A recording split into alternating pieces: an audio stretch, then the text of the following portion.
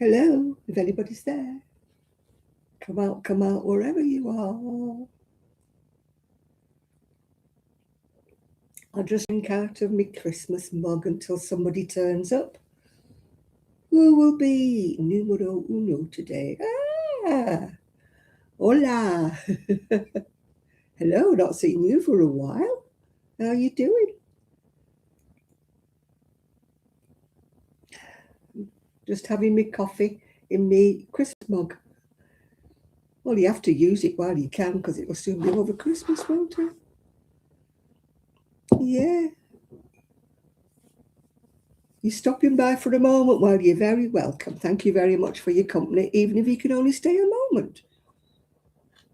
A moment is better than no moment at all, isn't it?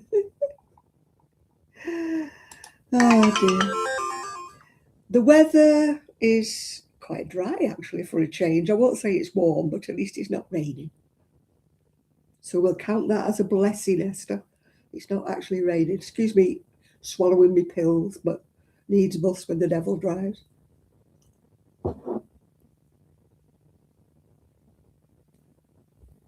I remembered I didn't take them this morning. Hi, Sophie. I didn't take them this morning, and I'll forget to take them tonight.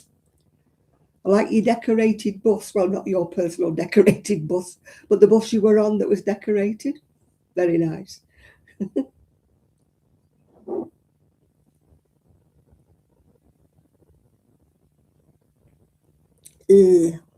Oh, anybody else hate taking pills? I do.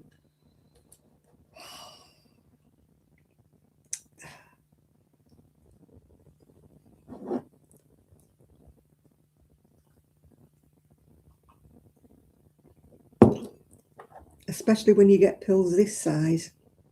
You're not sure whether you're to swallow them or they're a suppository, are you? Yeah, the Christmas bus. We have Christmas trams, I think, in Blackpool that are all decorated, or a Christmas tram, whether it's a single or a plural, I'm not sure. But I know they have them decorated in Blackpool. Well, a tram. Might only be one. Don't go mad.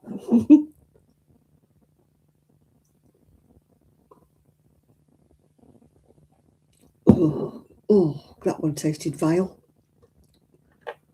Why do they make? Well, I suppose they have to make pills that taste vile, don't they? Otherwise, you'd be, oh, got hiccups there. You might be tempted to swallow too many. Hi, Chris. I'm just taking my pills before I forget. In my Christmas mug. Where I lived before, Santa used to come past with his sleigh. You know, and the kids used to all come out and have a look. But you see, this it's all old folk round here, me included. So we don't get Santa around here. When I lived in Prestwich, it was a street full of little children. So, they absolutely adored it when Santa came past. And we did actually have Santa. Oh, does my cardigan match my coat? Thanks, Chris. We did actually have Santa went past when I lived in Fleetwood, but sadly no Santa coming past here. As I say, we're all golden oldies round here, so it's a street full of golden oldies, yeah. Look at these things. I mean, how the heck are you supposed to swallow that? Oh,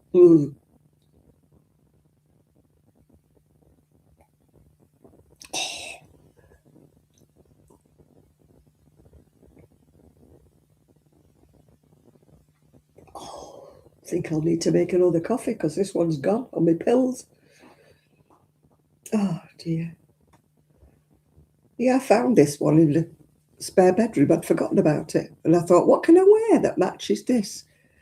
If I'd have worn my mustard cardigan, I would have been mustard dress and mustard cardigan. And I thought, no, I don't want that.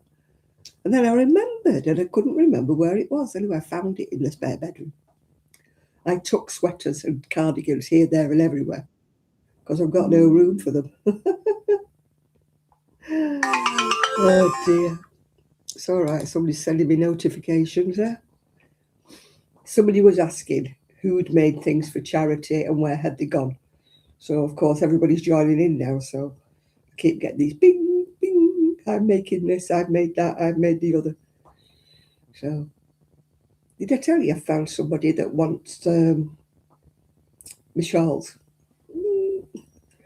I mentioned it at the church knitting club. I said, like, this lady had tried, 4 different places and, for the senior citizens or golden oldies, and nobody wanted them. And she said, no, that's not right. She said, I'll ask my neighbour. She said, because she works at an old people's home, I'll see what she says. Anyway, the answer was, yes, please. We will take them. So they will not be languishing, and they will not be going on eBay to be sold for a pittance. Yeah. Yeah. Yeah, I've got my chunky beads on. They look like big pieces of caramel to me. Want to look like Thornton's toffees. Like I want to chomp them. They're slightly the wrong colour for butter toffee, aren't they? But oh, the trim on it, yeah. It's actually like a random colour. There was somebody sent me from America, that this bottom bit. I can't remember what it was, but it was a nice yarn. It's got all the colours in it. It's got like the green, the grey, the maroon and the gold. But I don't know I can't remember what the yarn was. I think it came in a skein, a hank, yeah. And I didn't have enough to make a whole garment with it, but I just had enough to do the bands and, put it into the cardigan. So I was quite happy. Just had enough. Didn't have any left over, just about had enough. When you're sweating on the last line and you're thinking, I'm playing yarn chicken here. So that's why the band isn't very wide, because I didn't have enough to do a wider band, yeah. But we managed. So it's a narrow neck band and a narrow front band, but and narrow cuffs, but it managed. I did it. I beat the chicken. You'd be glad to know I've restarted the hexagon, and it is now a hexagon. Oh, shush. It is now a hexagon once again. You shouldn't start crocheting when you're half asleep, should you? I thought last night I'll start doing my hexagon. Hi, Nathan. I thought I'll do my hexagon. So I'm crocheting away last night. This morning, I held it up. I thought, oh yeah, the colours are looking nice. Really like that. And I thought, something wrong here. Hang on a minute. I only had 5 points instead of 6. So I had to start again. Anyway, you'd be glad to know it has now got 6 points. So it is now a hexagon once more. So now when I fold it in half, it is a hexagon. The wool is lovely and bright, but that's me. It was some I found in my garage. It's ice yarn, and it's called, what's it called? Rocking Baby or something. No, Dancing Baby. Yeah. Nice, isn't it? I've only got 4 balls, but if I run out, I can pick one of the colours, to finish it off with. So I unravelled and started afresh. So here we go. Yeah, I like bright colours. And this is a cheating way of doing it, you see, because you don't have to do each row a different colour. You just use one of these and it changes colour for you. It's a cheat. I know I made a white one with multicolours like this, and somebody said to me, oh, how have you managed to get it to look like that? Have you did each row a different colour? All those stitches, ends you had to sew in. And I went, no, I cheated. I used a multicoloured rainbow wool. Well, yarn. I call everything wool. I'm like Sheila. If it comes in a ball, it's wool. So here I am. Well, I didn't know what to start. I just was in one of those moods. I wanted to start to crochet, but I didn't know what I wanted to make, yeah. And in actual fact, what I was going to make, first of all, was a brown cardigan, if you remember, but I've forgotten about that. So I went into the garage and this drew my eye. And I thought, ooh, nice bright colour. Look lovely with black. And as luck would have it, I had some spare black.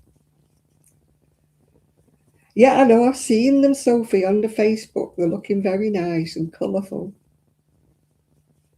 I couldn't cross-stitch anything. I'd get cross-stitching something, but yeah.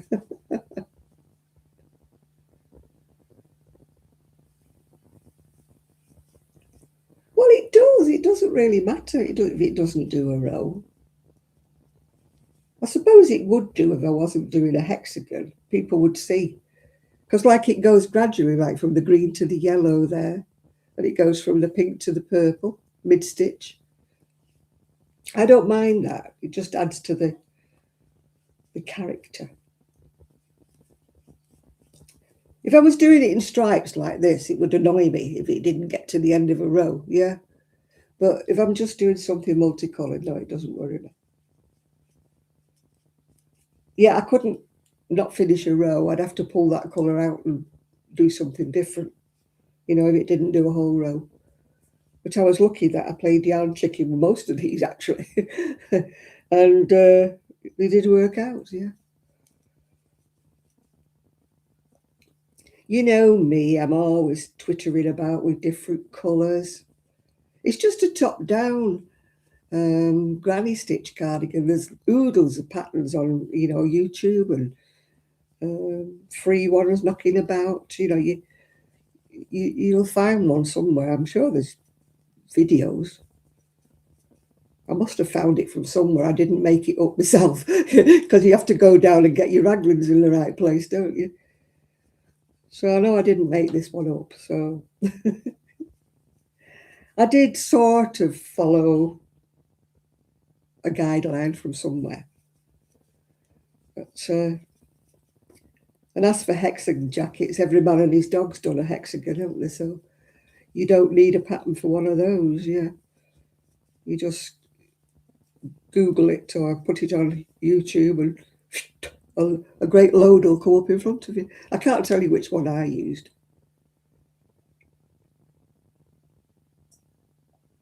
Craft and a Cuppa does one that's a paid for one, if you want one that's printed out for you. But if you don't want to print one out, then just go on YouTube. The main thing to watch out is that you don't do your raglan too long. Whoops, let me put my arm up. If you do your raglan too long, you finish up with penguin sleeves, what I call penguin sleeves. You know, when they're down here somewhere instead of being up under your armpit. And I've got a hole where it's come unstitched. Janet will have to sew that up at some point. Look at that. Wouldn't have known that I've had to put my arm up. I think it looks like butter toffee. I want to eat it. It could be hunks of cheese, couldn't it? Yeah. I never thought about cheese. My mind runs along more sweety things. I wonder if I've got a hole in the other armpit. No, the other armpit's fine. I shall have to find some wool and stitch it together. Maybe I missed it when I was sewing it together.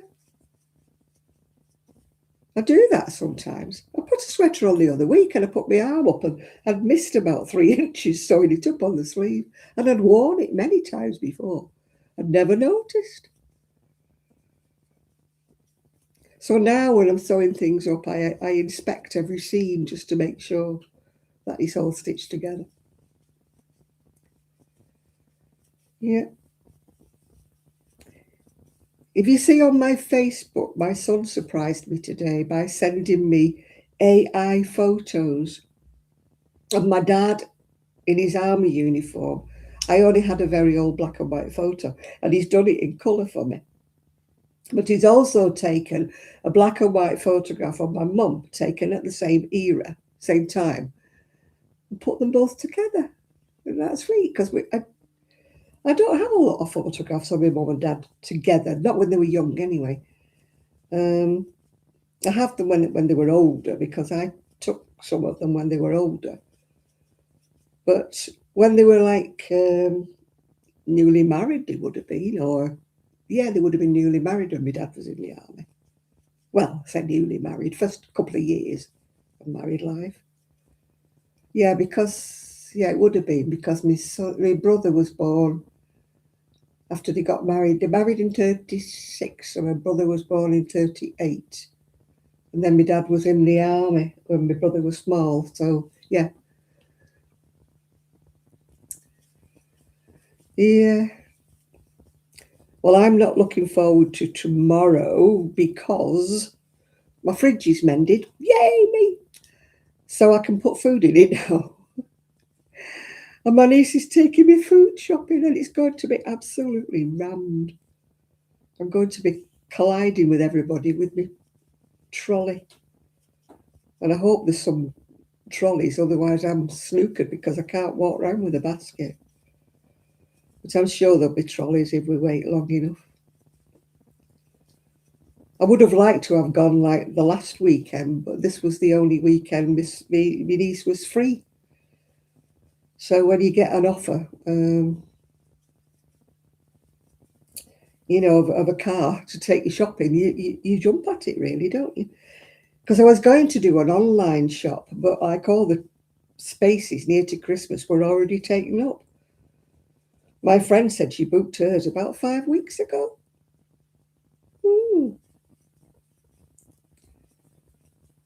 So I thought, I'm not going to get I did get an Iceland order last week. Or was it this week? Beginning of this week it was, yeah. And yesterday I called in Marks and Spencer's. It's only a little outlet. But it was absolutely round, yeah. I still got some in my drawer, Sophie. Some of my birthday chocolates still in my drawer. I shall send it to you over the net, yeah. I'm trying to stay away from it because I'd eaten too many of those, what do you call them, those lint truffles. I'd eaten too many. I had to go to have my blood taken on Tuesday. She couldn't find a vein. She did eventually. I wasn't parting with anything on Tuesday. It was cold, and she said my arms were cold. She had to warm them up a bit. She said, have you drunk plenty of water before you came? And I'm like, no. No, I didn't. And the funny thing is, I told Linda, you couldn't get any blood out of Linda. And I'd said to her, did you drink any water? I always drink loads of water before I go. I didn't. So I was not following my own advice, was I? Not following it. Oh, somebody started following me.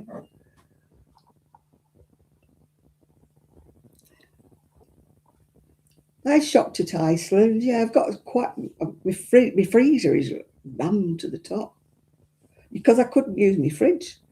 So everything I've bought, I've had to freeze. But the only problem is when I fancy a bacon sandwich, my bacon was in the freezer. And it was like a big chunk, so I couldn't just take 2 slices off of it. So I'll be glad when my fridge is now fixed. He came back on Thursday with a new thermostat because he'd said to me, don't bank on it working, because he got it working when he came last week. He said, don't bank on it though. He said, because it could go out at any time. Don't fill it with food and then the fridge again.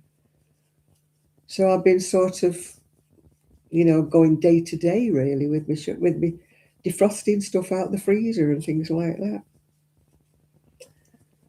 So I just nipped into Marks and Spencer's and bought 2 little ready meals. I don't like eating ready meals because they're full of additives, but needs must, as they say. Yeah, I usually like fresh chicken, meat, fish, whatever. And fresh vegetables, really. I have got frozen vegetables, but there is a backup. I know people say, oh, yeah, they taste exactly the same. To me, they don't. I'm afraid frozen veggies, you can tell, can't you? I prefer like fresh sprouts, fresh carrots, fresh everything. Except for peas. I prefer my peas out of a tin. I prefer a tin of garden peas and a tin of mushy peas. So I've got my list. Got my list. My niece likes it when I've got a list because she whizzes in. And of course, she's a hell of a lot younger than me. So she whizzes round and does her shopping, puts it in the car, and then she comes back and finds me and finds what I've got on my list. And she like whizzes down the aisles because she doesn't have a trolley, does she? So she through the aisles, yeah. Yeah, they don't taste as right, do they, Chris? I mean, if I do frozen sprouts, for example, they always taste full of water and watery. They do not taste like fresh sprouts. I'm sorry, but they don't. I know I'm a funny ossity when it comes to food. Oh, I've nearly finished that, what I unravelled. Ready to join the rest of the ball on. I didn't want to wind it. Yeah, I bought a lot of meters, you know, when I went to Berry Market. And then I put it all in individual bags and I froze it at the time. But it did come from a butcher, if you know what I'm saying. I'm not keen. They do have a butcher's in Morrison's, actually, if you want to buy from the butcher. But I've got it. Actually, I've got quite a lot of. Oh, I've just noticed I've left my hall light on. Excuse me for a minute. We have to think of electric bills, don't we? I won't be a moment. Well, I will be because I've got my foot stuck in my wool. Why do you always get your slippers stuck in your wool? And you finish up taking it in the bedroom with you and everywhere. Just one moment, please. Hold very tight, please. Ding, ding. Oh.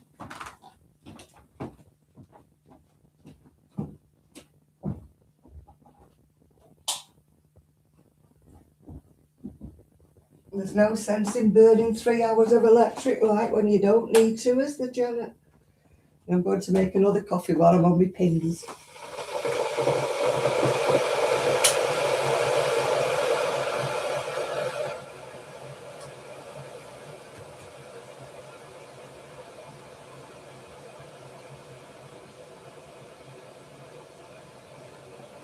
Light me incense stick while I'm upon my feet.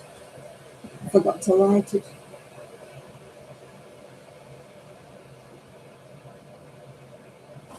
Talk amongst yourselves while I come back.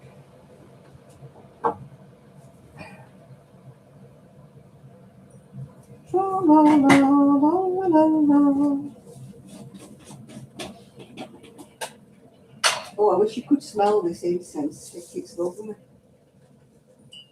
My daughter-in-law would hate it because it's patchouli. She doesn't like it. I don't mind it if it's not too strong. It reminds me of my youth. When I was a teenager and I used to go to places like St Ives for my holidays. And it was a very arty, crafty place back in the day. It was all full of craft shops and there was loads of artists. And every time you went into a craft shop, they were always burning patchouli. Hi, Enid. You want milk and 2 sugars? Right, okay. I'll go back again, shall I? Oh, I've got an itch. Oh, dear. They've changed my medication and it's giving me the itches. But I'm persevering with it. I'm not giving up just because I feel a bit itchy. So if you see me itching, I've not got fleas. I've just a different medication. Oh. Right, how is everybody? Have you all finished your shopping and your crocheting and your knitting and things for Christmas? Have you finished it all?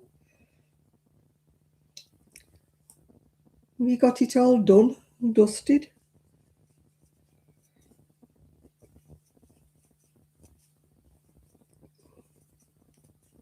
You saw my lovely dollies things, didn't you, that my friend gave me? Oh, They're lovely, aren't they?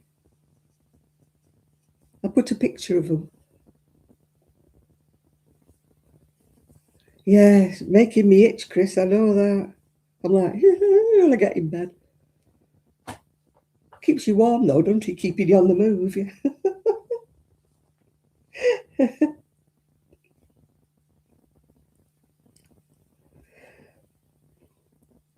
My dad said, like going back years and years and years ago when people, didn't have any money and things like that. He said people didn't mind having the fleas because it kept them warm because they kept doing that. I said, oh, Dad. I'm sure he made that up.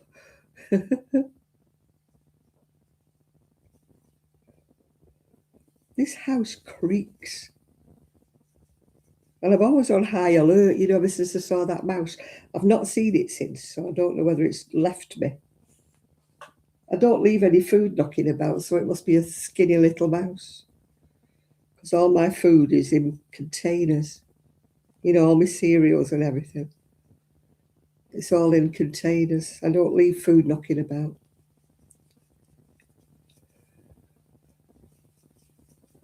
Yeah. Yeah, so I've started it again. If you knew the story, if you didn't know the story, I started a hexagon last night, crocheting away, merrily away. And this morning I discovered I've only got 5 sides instead of 6. So somebody put on my video, at least you're human. You're like the rest of us, you make mistakes. I went, yeah. Somebody said to me once, she said, everything you make is perfect. I said, no. I make as many messes as anybody else does. It's just that you probably don't see them. But this time I thought I'll share it with you. I'll share you with the fact that I'm a bit of a twit. Yeah. We all do mistakes. Nobody's perfect.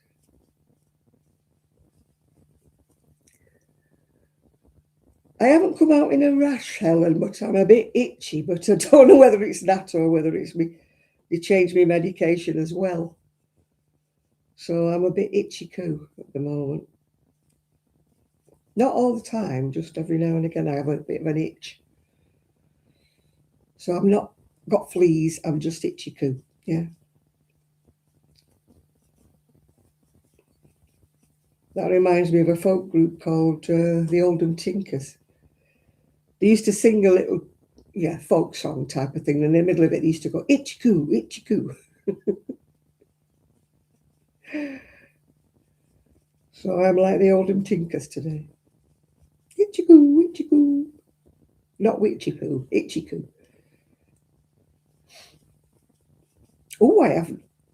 Oh, why does it go to sleep every time I get on here?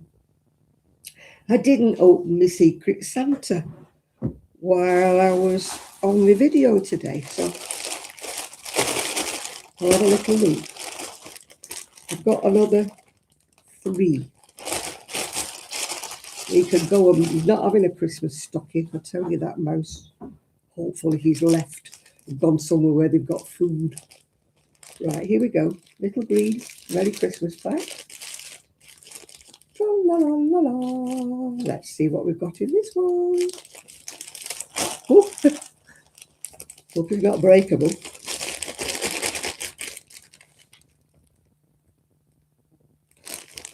Something in a package.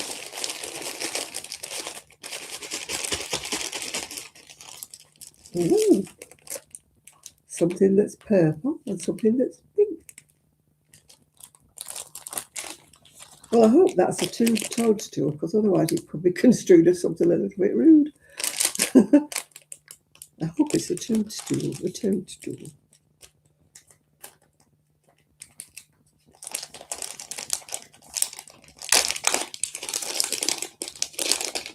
Oh, it's not a toadstool, it's 2 separate pieces. I think you put these in the freezer, and I think you put them under your eyes for bags. I thought it was a toadstool.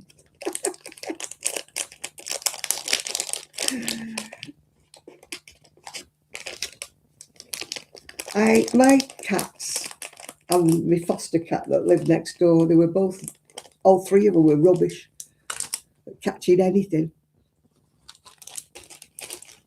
They were too slow, they couldn't have caught a cold, my cats. What have we got in this purple? You see, I've got my purple blouse. Yay! I ordered it and I didn't think it would come in time for Christmas, but they put it first class and they sent it me. Yay. What have I got in here? What have I got? What is it? What is it? What is it? Oh, it's a sleep bonnet. Sleep bonnet. It's handy that actually, because I do wear a hat in bed, because my CPAP machine has got Velcro straps. And as you know, I'm losing my hair, rapid style. So Velcro, when it sticks to my hair, it rips it out. So I do wear a hat in bed, so that'll come in very handy. I should do. Might strangle myself with them, but they're pretty stretchy, so I don't think it'll strangle me. So thank you, Secret Santa, for sending me a new bonnet.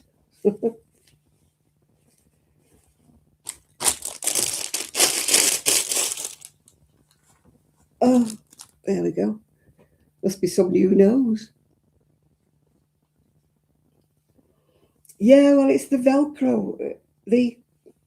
It's got straps here. You can usually see I've usually got strap line marks. They're permanent now. It fastens at the top here with Velcro, and it fastens here. So it rips my hair in 4 different places if I don't cover it over. My cat died with meningitis. I never thought cats could get meningitis either. He's had a seat. Has he got hair? Because if he's got hair, he won't have it long. Yeah, my cat had meningitis, yeah. If he hasn't got hair, he'll be fine. But it's ripping my hair. It ripped my hair to bits. Every time I woke up, there was more hair attached to the Velcro than there was on my head. Yeah, it's my Christmas mug. Christmas tree, oh, Christmas tree. And if I turn it round the wrong way, oh no, Santa Claus is there as well. It's the same on both sides. I thought it was different. There's Santa Claus and a Christmas tree and a window and another Christmas tree and another Santa Claus. It's just a granny stitch top-down cardigan. As I said, there's umpteen patterns on YouTube for it. If you just Google it, you don't have to have, how can I put it, the right wool for the right pattern, because you start top down. So if you're using the right hook for the right wool that you're using, you could do it in chunky, you can do it in 4-ply, fingering, if if you're in America, do it in double knit, do it in red heart, anything, so long as you use the appropriate hook. Because what you do is you start off going down and then you stop when you get to the armholes. And it always works out, yeah.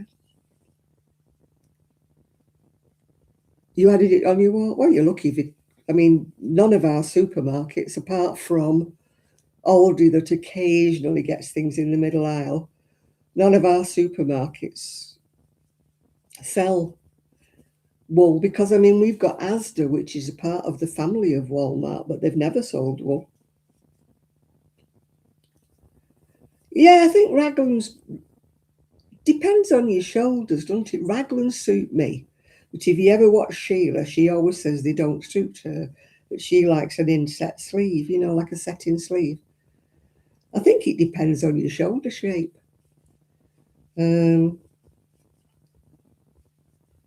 I kind of don't have good shoulders.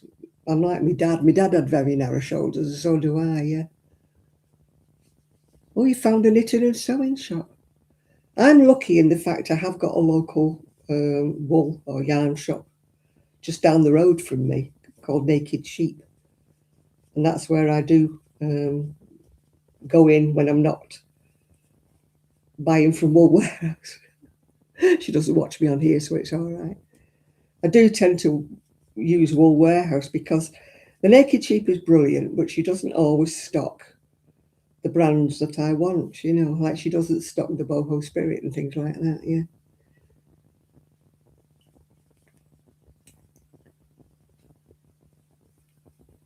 Yeah, it depends on your shoulder shaping, Lydia, yeah. As I say, Sheila likes the inset sleeves, yeah.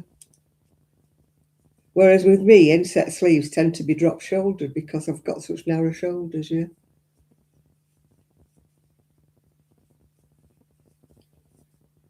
Well, at least it's disbanded then, Enid. At least you don't have you won't be bumping into her. Library's a good place to ask. They seem to know everything that's going on in the community. You know, if you ask at the library, have they got any? They always seem to know everything that our library does anyway. If you ask them any kind of question, there's always, well, yeah, they always know. I'm lucky, really. There's quite a few around here. I could go to more if I was mobile, you know. I know I'm mobile with the scooter, but there's quite a few that are just that bit too far. And then, as you know, I had to stop going to the one I liked because it was at night. And, you know, I don't go out at night with my scooter. I don't mind so much in the summer when it's light nights, but... yeah, if you go in the pub, you might not find a knitting group, but you might... One of the best knitting groups I went to, which I don't think exists anymore, was actually held in a pub.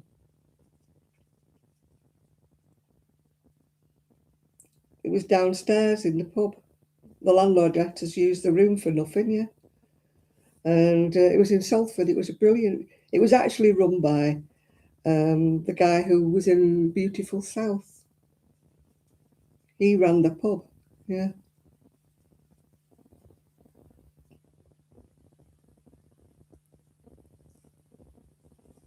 You don't have to drink to go in the pub. I didn't have a drink when I went in the pub.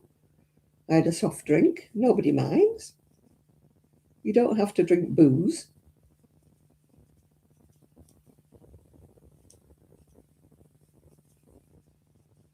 No. I mean, good grief, if you were crocheting and knitting and drinking booze, you'd go as wrong as I went last night. And it was nothing to do with alcohol, me going wrong last night. I think I was tired. I should never have started it. It was about 10 o'clock when I started it.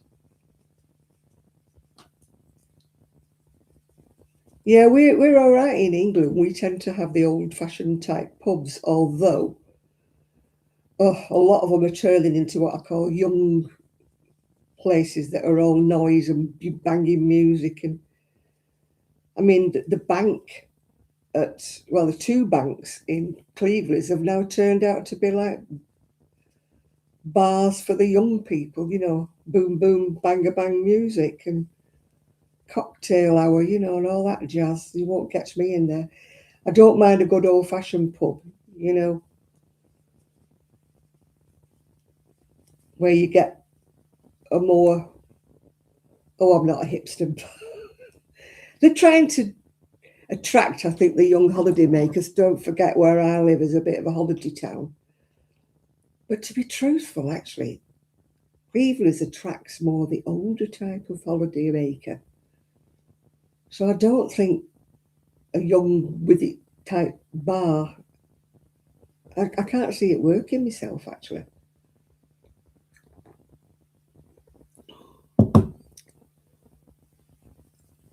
No, I was lucky when I lived in Prestwich. There was a very oldie worldy type pub on my doorstep, and that was great. You know, it was very. I won't say old people. I think it was more middle of the road, and there weren't many young people went in there. It was more middle aged to elderly. Yeah. Oh, we used to do crafting public days, and we actually crafted on the tram once. We got permission off the tram people. because they'd opened a new line, and it was the first day of this new line. So there weren't many people going on this tram. So we advertised that we were going to be doing live crafting. And then a group of people who played music actually said, well, they would come along as well. So it was mostly the tram company didn't mind, because it was mostly to tell people like the tram line was running, yeah. We got loads of people coming on, and they're going, oh, this is brilliant. We wish we could do this every day, because we're singing along, when we're going along. It was really fun. We were all crafting away there to the music. It was brilliant, yeah. We did it for, I think it was 2 days on the run we did it. I don't think they like me doing it on the tram round here. I'm not on it long enough here to get me crocheting out, really. I used to crochet on the bus when I was in Prestwich, because if I caught the bus to the hospital, it was one of those buses that called at every lamppost, you know what I mean? So you had to go to the bus. You had to catch the bus about an hour and a half before your hospital appointment to get there on time. And it used to call up and down. It went diverted round up alleyways and everything. So I had plenty of time to knit on that bus, yeah. Or crochet. When I first came here, I thought, oh, brilliant, I'll go on the seafront and I'll sit and, crocheting on the seafront. It's never stopped being so windy. I probably can do it, actually, when it's summer in Cleveland, actually, because it's not as windy in Cleveland. But Fleetwood is like a wind tunnel. And we were just saying the other day that between Cleveland and Fleetwood, there are no shelters. There's plenty of seats for you to sit on, but there are no shelters. It would be nice to sit in a shelter. You might be shielded a bit from the wind, you know what I mean? Yeah. You get motion sickness. Oh, now I'm quite lucky. I used to get car sick when I was a kid. But I'm not a good backseat passenger. I have to sit in the front when I know where I'm going.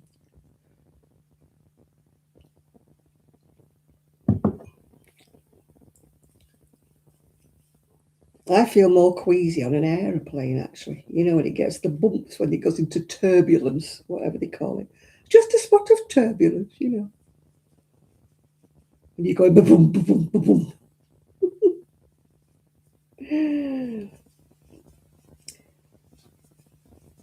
Man, I watched Denise. It's called Dear Designs, and she's gone to see her mum in Spain. And she did these videos. It's absolutely torrential rain. And she put on, come to Spain, they said. It'll be lovely and sunny, they said. It was bouncing down. And it had lightning and thunder, and she took pictures of it all. No, I'm fortunate. I've not been car sick. I just feel queasy on an aeroplane.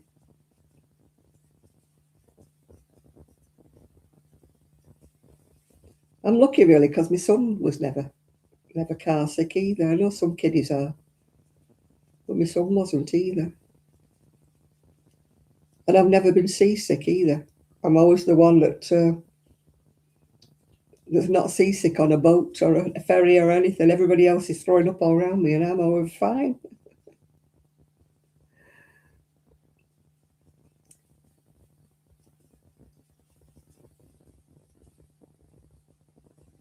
Your mum's in Spain. Well, I don't know. Where's she? Al? Where is she at? Alido, she's near somewhere. Alido. And it was absolutely bouncing down. I haven't asked Ian what it's like where he is in Spain, because Spain's a big country, isn't it? It's a lot cheaper to live in Spain than it is to live in England. I think that's what it is.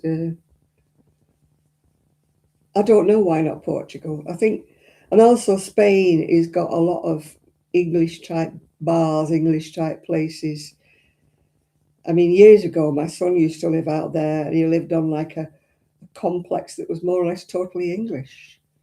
So like everybody spoke English. You didn't need to speak Spanish at all. You know, the shops and the gym and the swimming pool and everything, everybody spoke English. Whereas in Portugal, they don't really. You know, you have to speak Portuguese. Well, they did when I went there. They look at you blank if you talk to in English. Okay. But nearly everybody in Spain is multi whatever, linguistic. Yeah. I mean, we as British people are very bad at not learning anybody else's language. We're noted for it.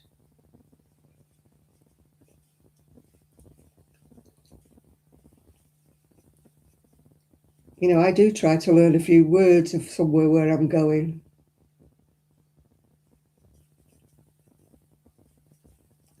You know, if it's only please and thank you and good morning and good afternoon, I try to learn a few phrases.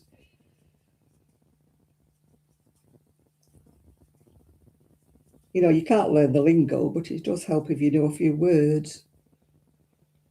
Usually the best one is, I don't speak whatever.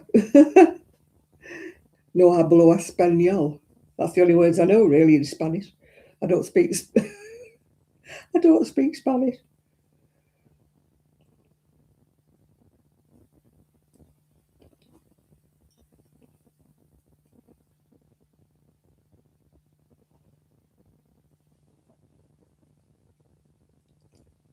Jordy.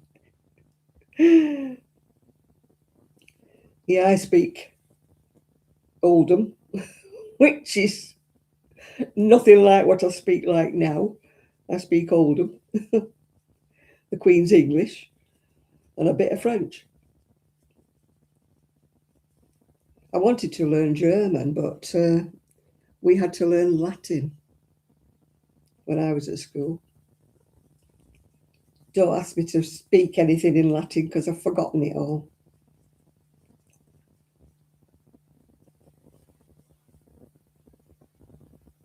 Yeah, we didn't. I mean, now my school is now defunct, but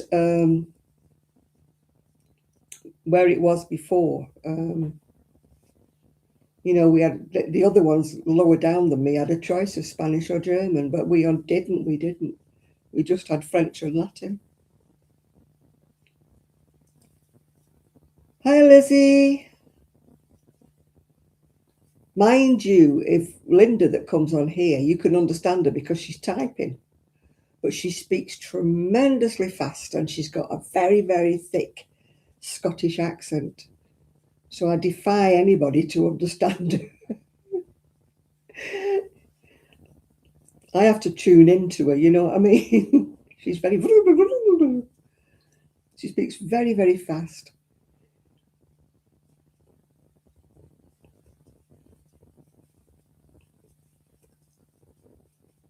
The only thing I know about the Geordie is way a pet. Is it way a pet? When I used to watch, what was it called? Not Boys from the Black Stuff.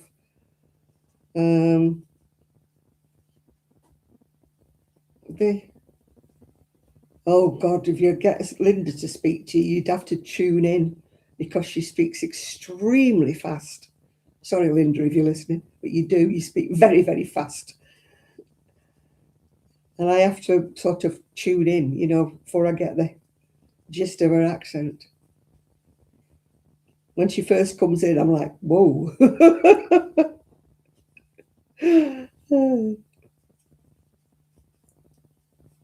When the boat comes in, that was it. That was Geordie, wasn't it? Yeah. You shall have a fishy on the little dishy. You shall have a fishy when the boat comes in. Yeah, I watched all of those. I remember that series. When would it be? 70s? 60s? So probably 70s, was it? Quite a long time ago. It's funny, they don't repeat a lot of things, do they?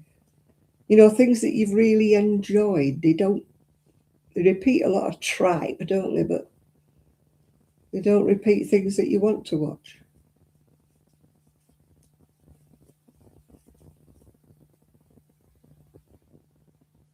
Oh, that's, yeah, the wind and the rain is quite normal for Blackpool.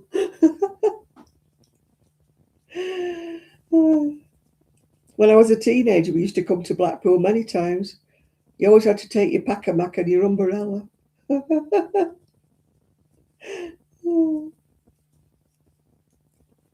It's very cold and rainy round here, dear. We're noted for it. They call Manchester the rainy city, and I don't know why they do, because I've seen more rain since I moved to this coastline than I ever did in Manchester. I think Manchester is much maligned.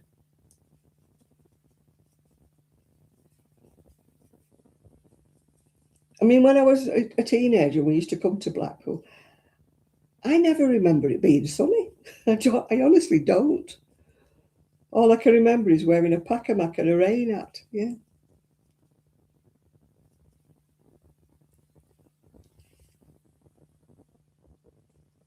Yeah, auf Wiedersehen, yeah.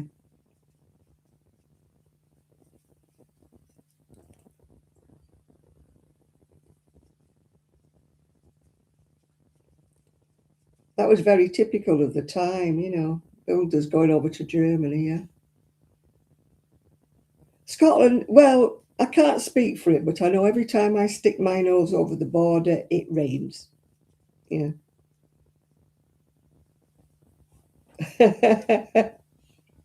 That's the standard thing they always say. When you ring up IT, you know, for your computer or anything, that's the first thing they say is, have you tried turning it on and off? Or have you checked the plug? Yes, I'm not stupid. Of course I've checked the plug.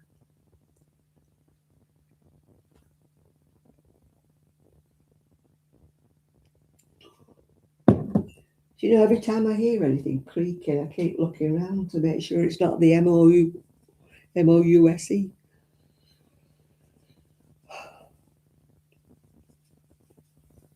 I still shut all the doors. I used to leave all the doors wide open. I thought, I'm not having it in my lounge. I know they can get under doors, but they've quite tight seals on my bedroom and my lounge doors. You'd have to be a very, very, very, very skinny mouse to get under about 1/8 of an inch. They're the kind of doors that scrape on the carpet, you know, when you open them. They're that close to the carpet.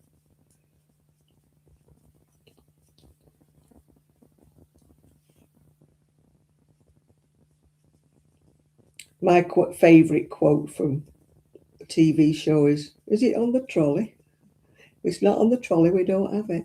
That was from, what's she called? Victoria Wood, yeah. She was playing a waitress with a trolley, and she had all these cakes and that. And this guy was trying to say he didn't want a cake, he wanted whatever it was. And she kept saying, can you see it on the trolley? Because if it's not on the trolley, we don't have it. And he was getting more and more irritated with her.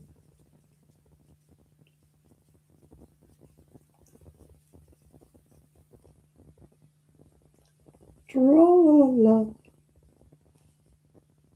It's getting quite jazzy, this. I'm going to like this. I wore my wicked coloured hexagon the other day at the library, and a lady took a photograph of me.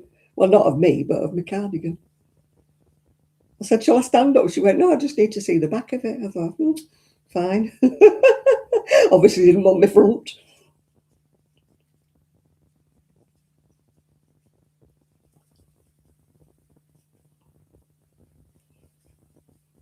It's like when the Amazon man says, can I take a photograph? And he goes, not of you, just want the parcel. You put your best smile on, don't you, holding a package?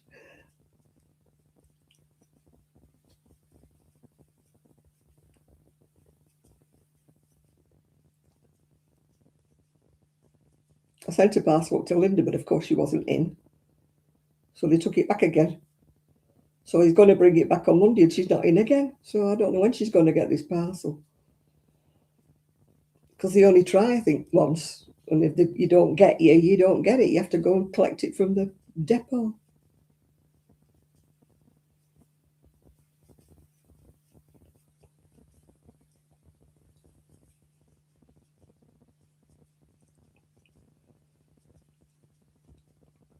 Luckily, I've got my postman trained now because I've got that box, that mailbox has been worth its weight in gold.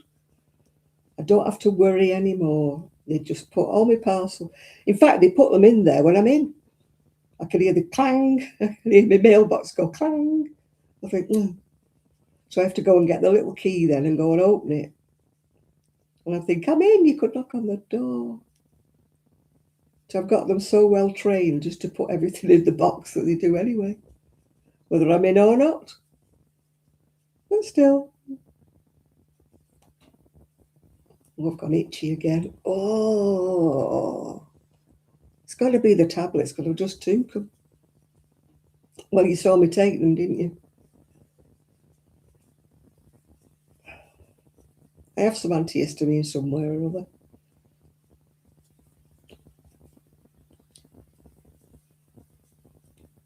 Tra-la-la-la-la-la-la.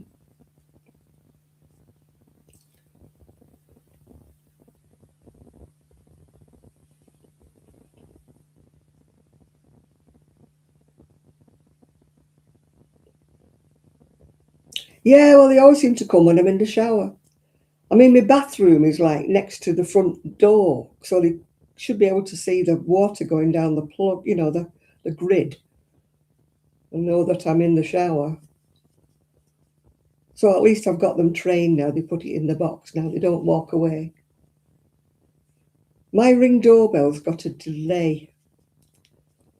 So when it tells me there's somebody at the door, they've usually walked away before. Yeah, I've got 6 points on it now. Did you like my 5-pointed hexagon? I couldn't believe it this morning when I held it up. I thought, something wrong here. He's so dumb.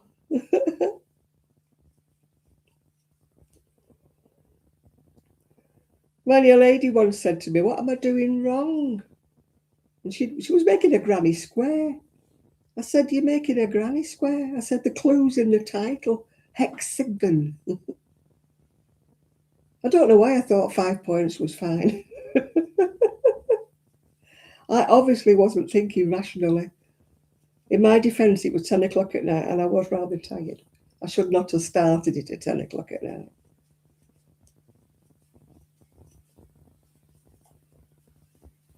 In fact, I nodded off like that, holding the crochet. I woke up, the crochet was on the floor, and I'm thinking, well, where am I? Where am I?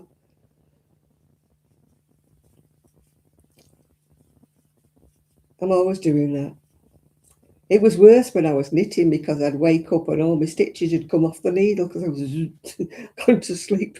At least with crocheting, you only lose a stitch, don't you?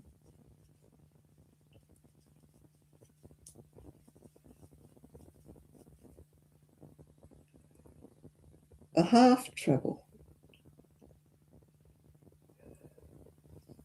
When you go over, I don't know whether you can see because I'm back to front, aren't I? Over, in, and then through them all. That's how I do a half treble anyway. I might not do it right. Once more, I put my yarn over and go through, pull it through all of them instead of pulling it through one and then another one. But I don't know whether I'm doing them right because I rarely do a half treble. It'll be on YouTube. It'll be on YouTube.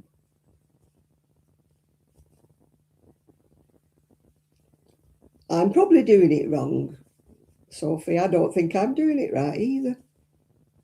I just do it my way and it seems to come out all right.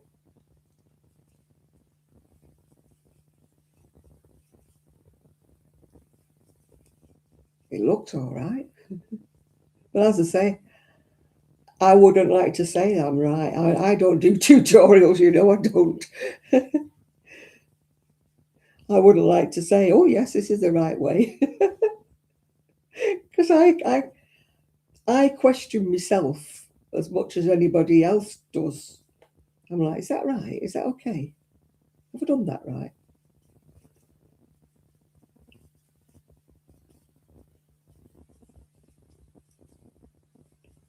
No, I'd hate to put myself up as a tutor. Yeah, half treble's the same as your half double. Why the different, I don't know. Oh, hi, Amanda. I will never, ever know why we don't have the same terminology. Because I've got a French book. I was looking through the French books, you know, the fil d'art. I found them all in the garage and I brought them all in. And the French apparently crochet the same way as the English do. You know, they call it a treble, that we call a treble, that you call a double. So I don't know where the division line is. If French people crochet the way I crochet, so that's the French and the English crochet one way. And I believe Australia crochets the way that we do. I think you're on your own in America.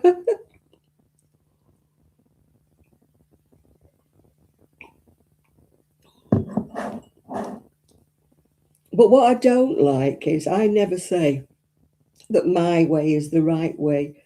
But I have been called out by people in America who are very insistent that their way is the right way and I'm wrong. And I'm like, I never say that to anybody. We just have different terminologies. We're both right.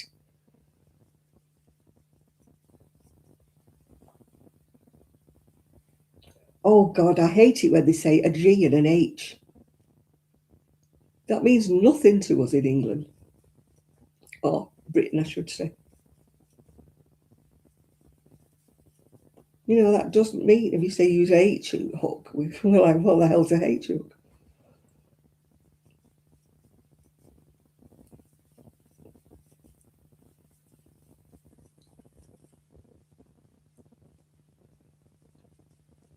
Tra-la-la-la-la-la-la.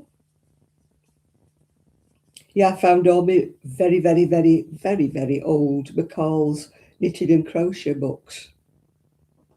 I'm using a 450 at the moment. And I've had those since I was a teenager, those books.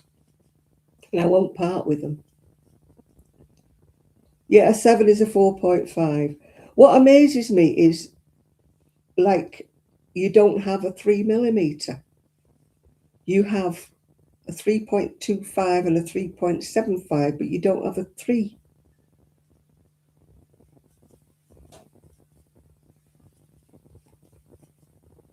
You know, I don't know why we all have different symbols. Ethan, we have different symbols, we have different sizes for hooks, we have all kinds of things. Yeah, I went all over the place trying to find a 3mm hook in Susan Bates. I even emailed Susan Bates, but they did not have the courtesy to answer me.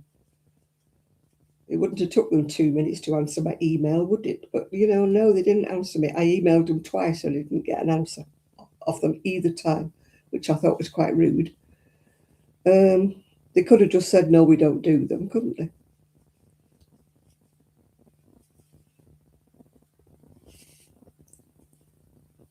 So I have to use, if I want to use a Susan Bates, I've got to use a 325 or a 275, depending on what, you know, the tension I get with whatever wool I'm using.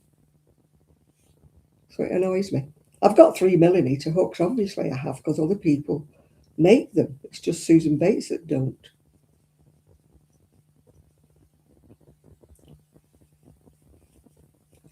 There actually should be. They should decide that we're going to call it all one way. I mean, there was another lady shouted at me because I'd used a pattern, and it was from a British crochet magazine. And she's like, oh, she said, that crochet magazine you recommended, it's rubbish. She said, I didn't understand a word of it. She said, nothing came out right. It was all in English terms. And I thought, fine. I buy magazines that are in American terms and I don't sneer. I just have to work it out, yeah. Oh, thank you, Amanda, anyway. Thank you for the thought. Yeah, I mean, we should live and let live. We're all crafters. Nobody's right. Nobody has the right to say that they are right and everybody else is wrong.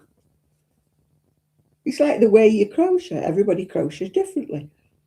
Knitting, more or less, is just like two ways of knitting. But crocheting, there's so many ways of holding your hook. And I always think as long as it works for you, then just carry on doing it. You get these people, oh, you're holding it the wrong way. Oh, you're doing this. Or, oh, you're not holding it. Give over. Get over yourselves. I'll say, well, this is the way I hold it, but that is not the way I say you have to hold it. It's, oh, I can't understand why there's so much kind of snobbery involved. More in knitting, I think, than in crochet. There's a lot of snobbery involved in knitting. If you don't use the hand-dyed pure merino or cashmere or something, you're considered to be a pleb, Ooh, you're using acrylic. Ooh, yeah. Yeah, there's loom knitting. I've never done loom knitting, I must admit. It seems a lot slower to me than my knitting is to me. Probably because I've never done it. You probably have to work up speed, don't you?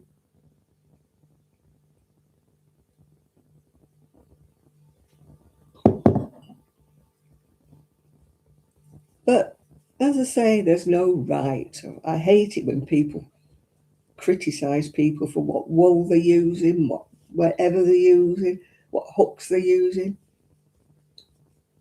I really don't like that. I think it's just snobbery. When people say, oh, no wonder your crocheting's a mess, you're using a cheap hook. And I'm like, makes no difference. It makes no difference if you're using a cheap hook or a £10 hook. It doesn't make any difference. It's the expertise of the person using the hook.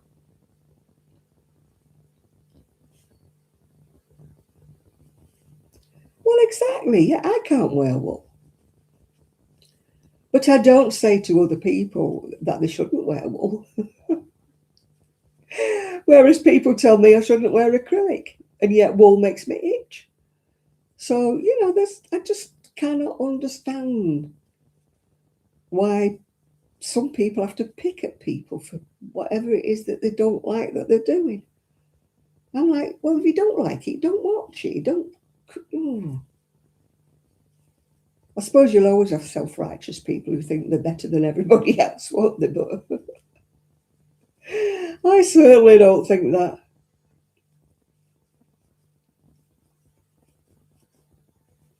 Don't think I'm the best knitter or the crocheter in the world, because I know I'm not. I'm adequate. I crochet to my standard, and I think that's all you can say. If you're happy with what you're crocheting or knitting, then that's fine. It's the action of knitting or crocheting that brings you the joy. It's not, oh, look at me, I have created this fantastic jumper, blah, blah, blah. I'm not in it for that. I'm in it for the enjoyment I get when I actually do crochet. It calms me down. It, lulls me into whatever the rhythm of it is, very calming. And, that's what I get out of it, I don't take tranquilizers. I don't do yoga. I don't creep up the wall. I just do my crocheting. If I feel a bit, I just get my crocheting out. And when you're concentrating on that, you're not thinking about the world's problems, are you? Well, it works for me. It may not work for other people, but it works for me. I don't know whether anybody else feels the same way, whether you crochet to calm down or whatever. I think crafting of any description is good for you, yeah.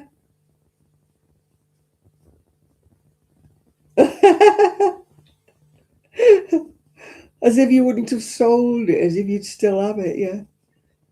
Perhaps she thinks it's part of your normal repertoire, that you always make them, yeah. Well, she should have bought it the year before then if she wanted it, shouldn't she, Lydia? I used to say that about ice yarns when I used to buy from ice yarns. 6 months along the line, 12 months along the line, people would say to me, what was that wool you used? And I thought, you've got to buy it. Ice yarn were very, the lines used to fluctuate rapidly. So if you didn't buy something that you liked, you'd look again a couple of weeks later, it wouldn't be there, you know. So, you know, with ice yarns, you had to buy it when you saw it, yeah.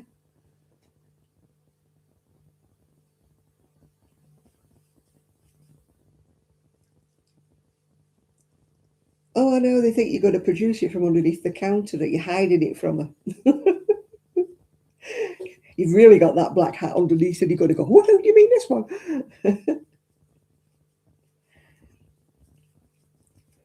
Yeah, it's like this yarn. If somebody sees this now and they go on ice yarn and say, I want that colour that you've been crocheting, I've had this wool about 3 or 4 years. It won't be on their repertoire now. They might do something similar somewhere else. Some other brand might do it.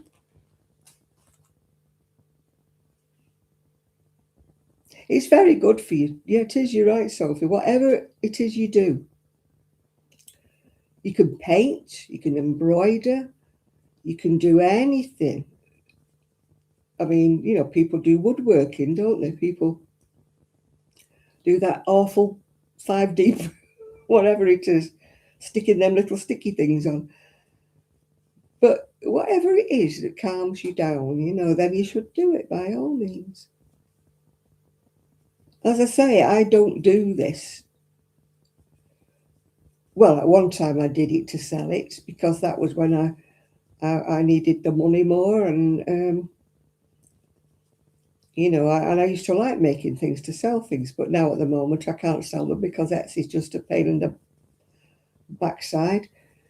So now I just crochet for myself now, or I crocheted those shawls that I got, you know, donated the wool from. So I'm going to make some more now. I know that somebody wants them. It just put me off making anymore because I thought there's no point making any more shawls if nobody wants them when I've made them. And I'm not in the sort of, I can't do giveaways and stuff like that because most of the people who watch me or contribute come in America, and I can't afford to post things out to America.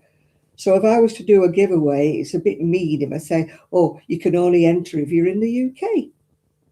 And I can't do that. It's just not right. It means you're singling people out, you know. So like the only way I could do a giveaway is say you can only enter if you're in the UK. Or if you're in the US, you'll have to pay your own postage. Which wouldn't go down very well, would it, you know?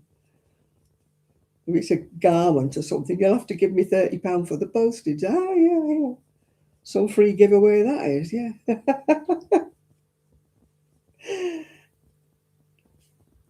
I just, you know, as I say, I don't do giveaways anymore now. It's not because I'm being mean. It's just the way it is. The last time I did a giveaway, I only gave away little things and it cost me £90 in postage. I'm not in a position to. I'm not one of these people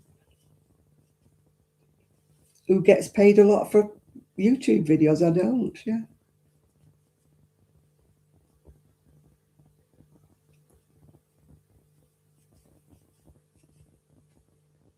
I've got I was watching Amora today, and she wanted a quick birthday present for somebody, so she got her Centro out.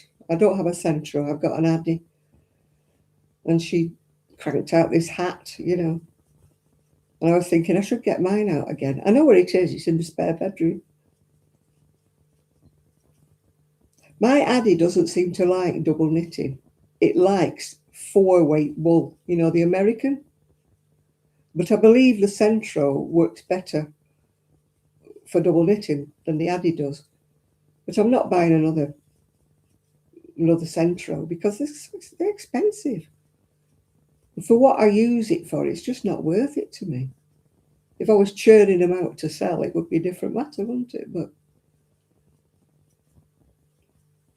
I mean, when I paid about £60–70 for this Addy when I got it, but they've gone up a tremendous amount since then. But at the time, there wasn't any Centros. There was only the Addies. And everybody was buying the Addies, yeah. Mine hates Aaron, and he doesn't like double knit. So where does that leave me? We don't have the mid-weight like you do. We don't have a 4-weight. Yeah. Hi, Sandra.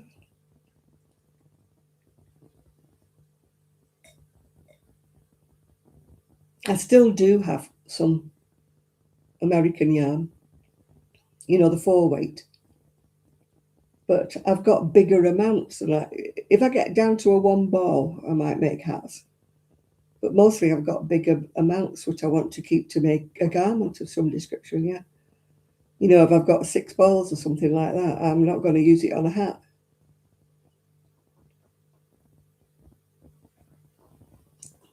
I know one of my friends, she got a bit mad with me because I wouldn't give her 1 ball out of a full packet of some cotton I had. And I went, no.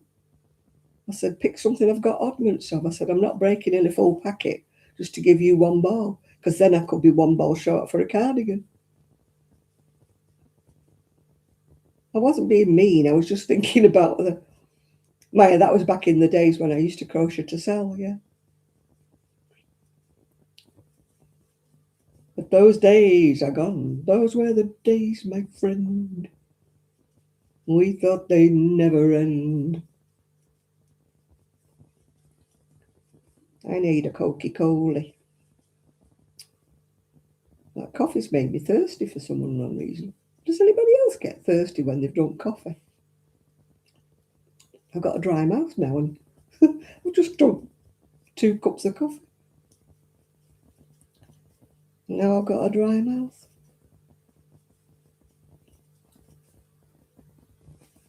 I don't crochet as fast as Amora, though. She can do them, you know, granny stitch jackets. She doesn't do them like I do, top down. She does them in pieces, yeah. Well, it was dehydrated on Tuesday because they were trying to get blood out of my arm. And she says to me, have you drunk plenty of water? I went, no. She said, what have you drunk this morning? I said, coffee. She went, She did eventually get some blood out of me. But she really struggled, and she actually hurt my arm, which normally they don't do. My diabetic nurses are usually really good. I don't feel, you know, them stabbing me at all. Because whenever I have to have blood taken from me, I always think, can I have a diabetic nurse, please? Because they're brilliant. They're much better than just the ordinary nurses. I think probably because they do more practice, don't they? Everybody that goes in that's diabetic gets jabbed. Let me get me Coca-Cola. Oh, geez, let me get out the chair first. Oh, and I must clean this floor. I still haven't done it. I'm just so bad. Does anybody else have a job that they hate, absolutely hate doing? Mine is mopping the kitchen floor. I don't know what it is. I've got a steam mop. I've got everything known to man. And I still hate mopping the kitchen floor.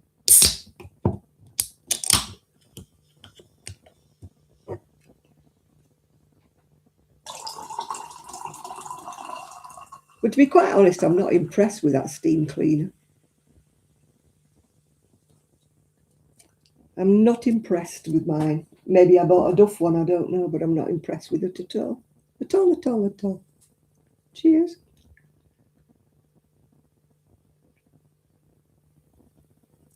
My friend's got a floor mop, a robotic hoover. And the kittens ride on it.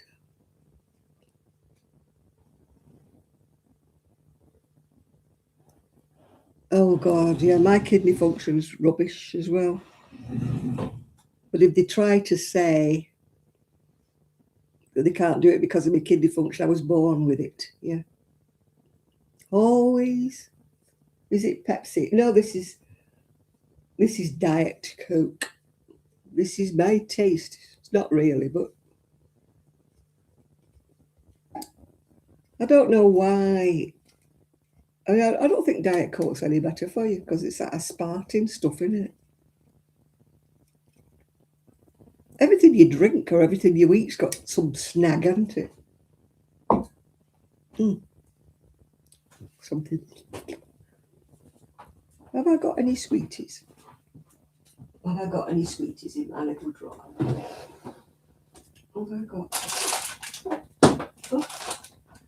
Don't want to leave that on the floor for the mouse. It could have a feast on that, couldn't it? No, there's only fruit gums. Fruit gums in there. I don't fancy a fruit gum. And there's only the chocolate in here, and I don't fancy the chocolate. Oh well. I could have a Victory V.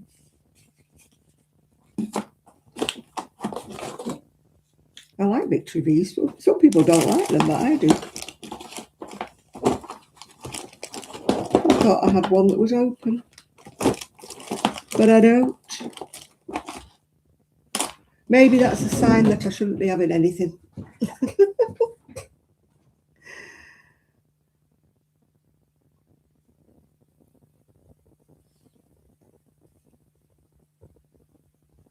No, I was born with a, well, they reckon I was born with a low functioning kidney because I've always had it. They've always told me. I think I've got 43% working kidneys. But it's not a problem because I've always had it. So I'm not used to having 100% working kidneys. I can drink all the water in the world and it won't work. Oh, hello, Linda, you're here, are you? We were just talking about accents and I just said yours needs tuning in.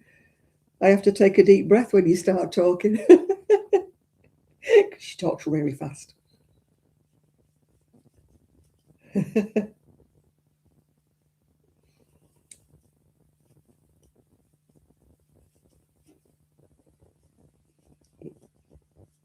Yeah, I can't say I don't drink because if I say I don't drink, it sounds like I'm teetotal. I just prefer not to drink. That's what I should answer, shouldn't I? But I don't criticise anybody for drinking unless they drink too much, of course. But then sometimes if you drink too much, it's an illness, isn't it? But I never was one like these young ones. They go out, don't they? They say, oh, I had a good night on Saturday. I was legless and that. And I'm like, I don't see the point. How can you remember if you've had a good time if you're absolutely out your tree? I mean, when I was younger, I used to like drink as much as anybody, yeah.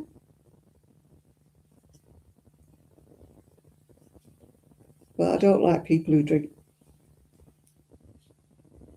you know, just go out on the weekend and get absolutely legless. I don't mean people who are alcoholic. I'm just talking about people who do it for social whatever. Just irritate the whole everybody else. Oh dear. So did you have a good time, Linda? She went out somewhere. Where did you go? Wasn't the theatre, that was the other night. She's got such a social life, this blooming Linda. She's never in. Oh dear. Oh, it was a supper thing tonight, wasn't it? That's right. I remembered now.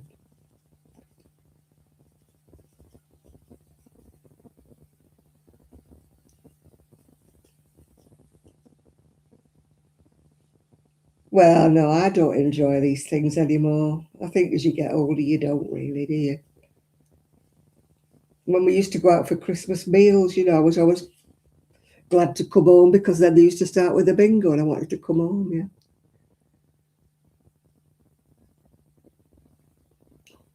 Yeah, I believe he was a bit of a bully, that Desiane. That's from what I've heard. I don't know him personally, obviously.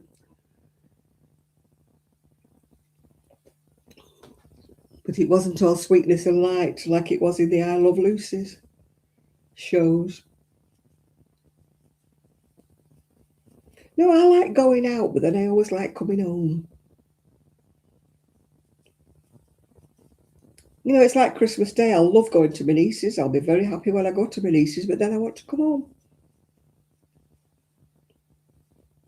They usually call the midwife on about 8 o'clock, and I always like to be home by then. I know I can watch it on catch up later, but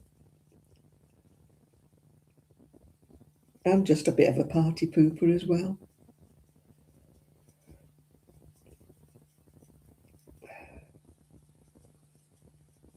I've now got 6 sides on my Hexagon, Linda, instead of 5 like I had the other night, last night. I had to pull it all back.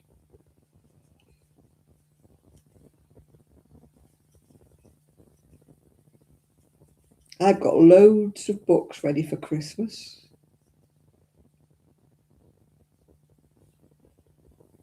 As long as the food was good, you don't have to dip in.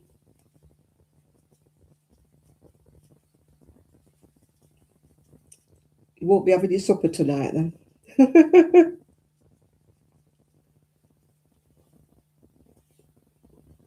My niece is cooking this Christmas. Normally we go out somewhere to the restaurant, but there's always too much food for me. So if my niece is cooking, I can just pick and choose what I want. I don't have to be overfaced. I mean, I had a small Christmas dinner when we went out to brunch on Friday, and I couldn't eat all of it. I had to leave the potatoes. I just can't eat anymore like I used to. Not a bad thing because, I don't move about, so I would stack on the weight, wouldn't I? When I used to eat big meals, I used to walk the dog 3 times a day. So, you walk it off, don't you? Or I used to work in the wool shop and I was up and down the stairs, up and down the ladders, around everywhere about, I never sat down all day long. I used to smile when people used to say to me, "Oh, I'd love to have a wool shop. I'd love to work in a wool shop. It must be nice to sit there and knit." And I'm like, never got time for that. Never got time to sit and knit. Or if we did, we'd worry because that means nobody's coming in the shop. If we had time to sit and knit, it's bad. Sometimes on a really, really hot day, people wouldn't come in because obviously they weren't knitting when it was really, really hot. Oh, you keep saying that to me, Sophie, and I hate the gym. I'm not a gym bunny at all. I do not like exercising at all, yeah. Oh, no, I used to wear my comfy shoes. That's the one time in my life when I've walked about, even when I was at the job centre, I used to spend a lot on a pair of shoes because if you're wearing them all day long, you have to be comfortable. No, I didn't wear my high heels when I was working. Even at the job centre, people think you sat down all day, but you're not. You walk in the full length of the job centre many, many, many times a day because you have to take people's details to the, the advisors that do the claims and that. Soup or prawns or garlic mushrooms, turkey or steak pie. I wouldn't have had a steak pie. I would have had prawns, and I would have had turkey, and then I would have had ice cream. Because by the time I'd eaten the prawns and the turkey, I wouldn't have room for meringue or cheesecake. Ice cream is always a good one for me because it slides down. As my dad said, it fills the corners. You know, if you fold, it just fills the corners, doesn't it? You're never too full for an ice cream.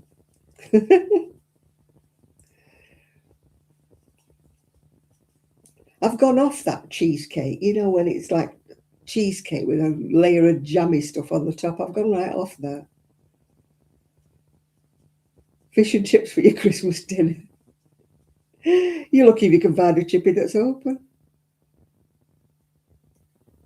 You can't have the prawns and the garlic mushrooms. You've got to choose one or the other, Chris.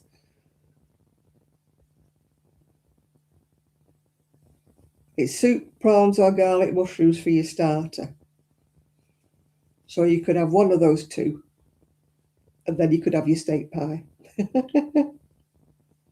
Well, it does. Ice cream just slides down to fill the corners up, doesn't it? You can always eat an ice cream. You don't need to be hungry to eat an ice cream. I eat ice cream a lot in the summer. I must admit I've not eaten much since winter comes, yeah. Or homemade fish and chips. I think we'll be having Christmas dinner. I don't really know, but I think so. Dilani from Sri Lanka. And do you knit or do you crochet or what do you do for your craft? Because we're all crafters on here, dear.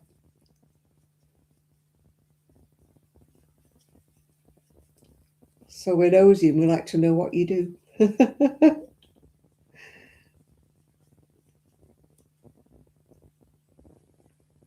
No, you can't do that if it's a set meal, Chris. Not over here. You might be able to do it in America, but you can't do that over here. If it's a set meal, you have an either or. You don't have a two.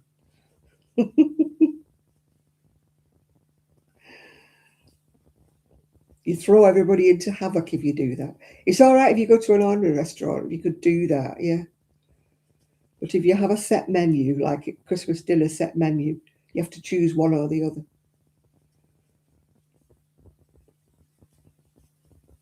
You can't order two meals because you're not paying for them.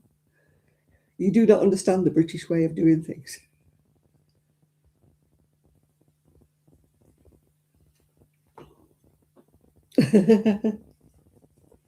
One person, one meal.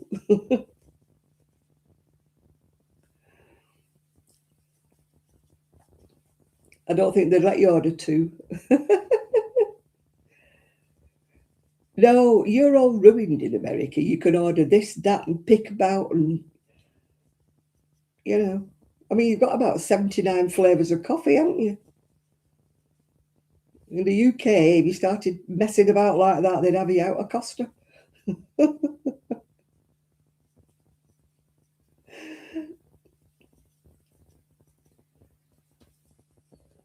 You'd have a latte, or you'd have a cappuccino, or you'd have a black coffee. You wouldn't have all this soy latte and dippy 3 scoops and God knows what you ask for in America. It's like a shipping order when they're going for the coffee, isn't it? You're ruined over there.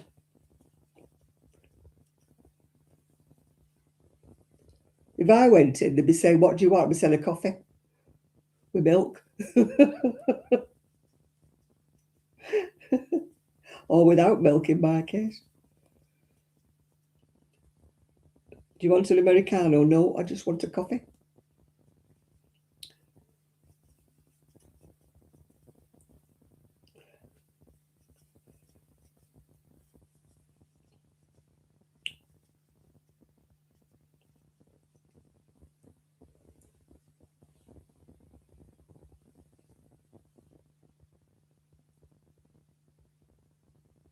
Oh, I don't like blueberries at all. I don't mind blueberries in a muffin,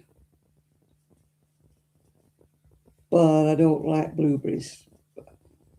My daughter-in-law used to put them on a cereal in the morning. No, thank you. Take them off.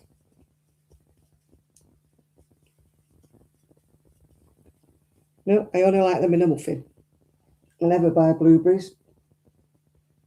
I like black currants.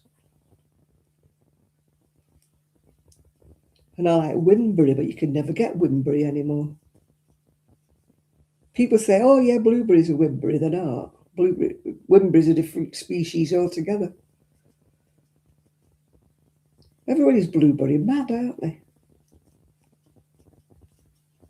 I put blueberries on my cereal. I put blueberries in my porridge.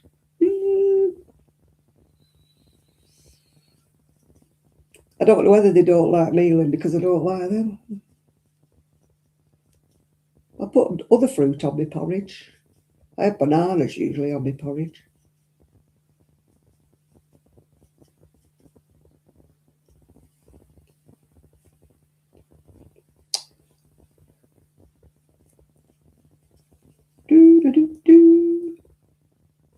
Yeah, I like blackberries. I like gooseberries, goosegogs. Yeah, we're waiting to know whether Delaney crochets or knits or whatever. Or are they just passing through? I think some people get the wrong idea about this channel. You don't have to craft to come on here, but it does help a lot because that's what we talk about. Apart from what we're eating. Blackberries, gooseberries. Goosegogs, we used to call them when we was a kid.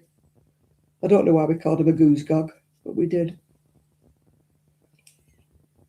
When I lived in Wales, my auntie used to have fruit trees in the orchard. Picking gooseberries off the tree, nothing nicer.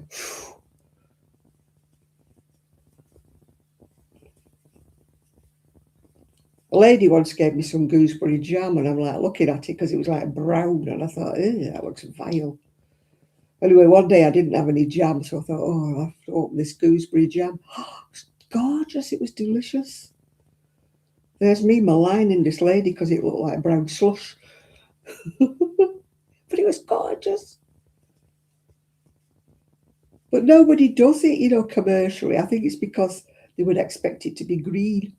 Well, it doesn't. It comes out like a funny brown colour.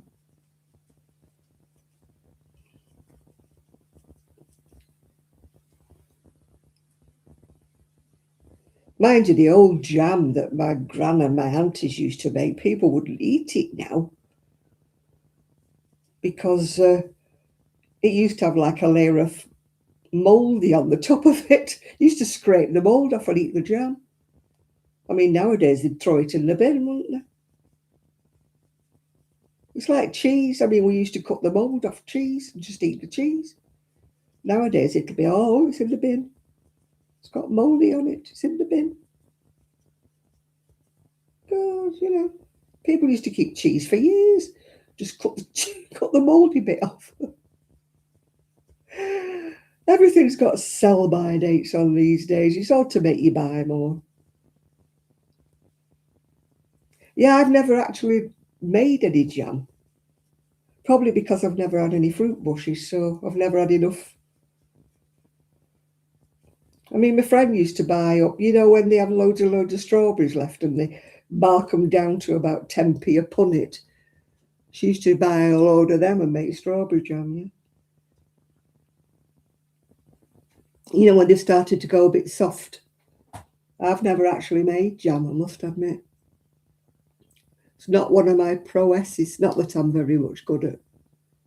I'm a very basic cook. I do try, but I'm not adventurous with my cooking. I used to try different recipes when I was younger, but my ex-husband didn't appreciate it. He used to say, what the heck's this supposed to be, when I tried to do something a bit exotic. He preferred his dinner to be what he could, like a chop, potatoes, vegetable. He liked to christen his dinner. He didn't like anything. He weren't very keen on stews or anything like that. He liked to see his meat in a lump, yeah. No, I've never made anything like that. So I'm a poor one to ask. I'm not very Women's Institute, I'm afraid. I've never been a traditional, what do you call it, housewife. I've never been able to stay at home. So since I've retired, and then there's only me, so I don't want to make jam for me because I'm not supposed to eat it with being diabetic. I do have a little skinny bit on a toast now and again. But I used to love my jam on my toast, you know, big lump of jam. But I daren't now because it's too full of sugar.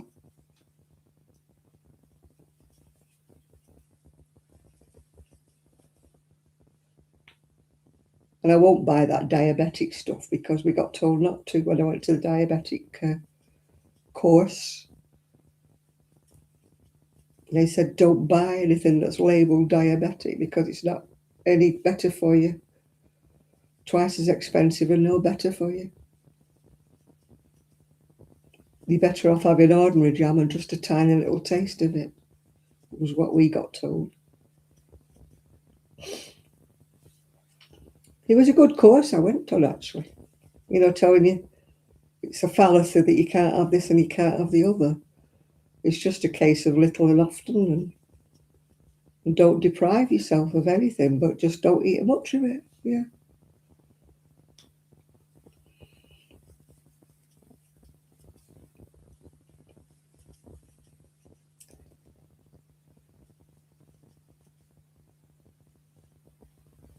But hey ho, hey ho.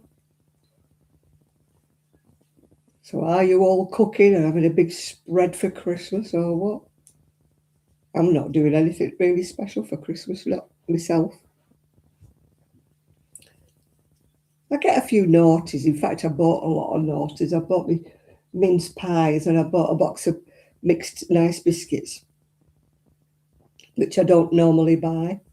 And I've also got some cookie type biscuits, you know, chopped chip biscuits. All things I shouldn't be eating, but I've got them. You do at Christmas, don't you? You push the boat out a bit.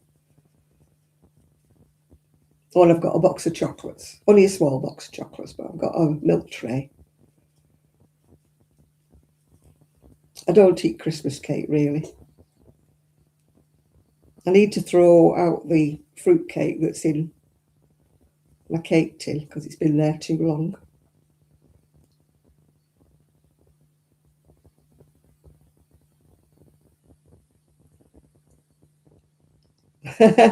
You've got to make some. I've never had cinnamon toast. I'm not that keen on it, really. You know, like people have cinnamon buns and stuff. I don't think I'm that keen on it. I'm not really, apart from Christmas Day, I'm going to my niece's, but it's not the same now. The kids have grown up. And I don't have any grandchildren of my own, and I don't see the others now. So, you know, when you've got kids about, Christmas is more for children, isn't it?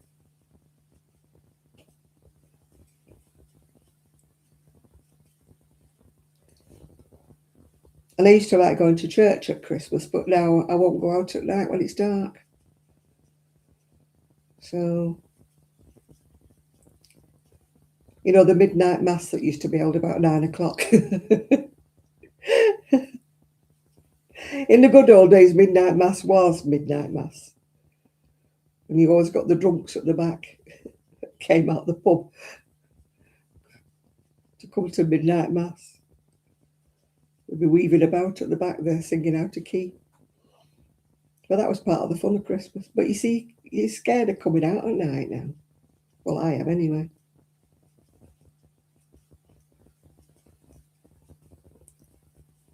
It wasn't so bad when I used to drive. But even then, you take your life in your hands because you're not drunk, but the other person who's driving in front of you might well be. I nearly got squashed one year. This bloke came across the traffic lights and just came right into just missed the front of my car and ploughed into a wall right in front of me. I thought, oh, you're not drunk, are you? I thought he was going to hit me. He missed my car by a whisker.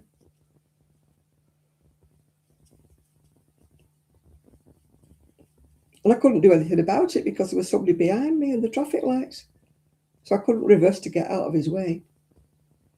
Otherwise I would have hit the bloke behind me. So I just sat there and thought, oh God, he's going to hit me. Anyway, he didn't. He just missed me. I didn't stay to see if he was all right. I thought, serves you right. I just beggared off when the lights changed. I thought, I'm not stopping around. If he's drunk, I'm not going anywhere near him. I'll let somebody else go and rescue him.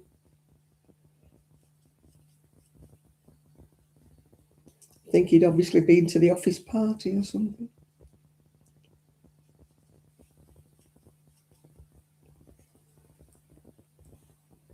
It's used to always be the Friday before Christmas when it was office parties and there was all the drunks out on the road. Yeah.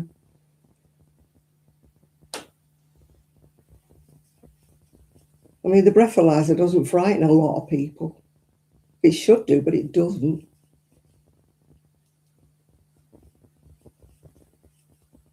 Fluvid. I've still not had my flu jab. I keep forgetting to ask the doctor when I go. And I was going to call in the chemist when I went down to Cleveland's the other day and I forgot. I've got the brain of a goldfish, I tell you. I remember stupid, trivial things that dredge up out of my mind from out of nowhere. And yet the important things, like I'm supposed to remember, I forget.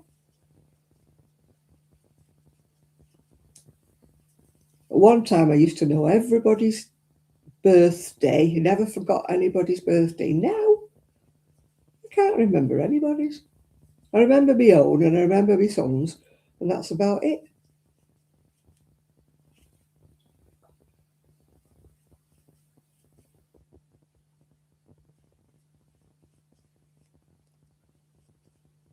Well, I'm that old. We had the Asian flu epidemic and there was no injections back then.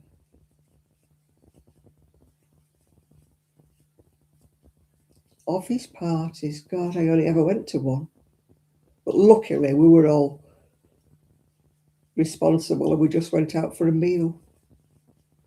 We didn't have a party as such. I mean, people used to get drunk and probably say things to the boss they shouldn't say, you know. I was lucky when I went to the last office party I went to. We just went out for a meal and our boss didn't come. So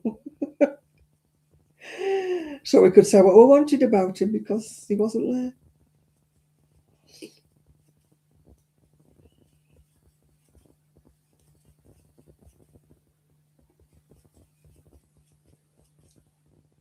I don't think we haven't had any office parties. We've only ever gone out for a meal, yeah.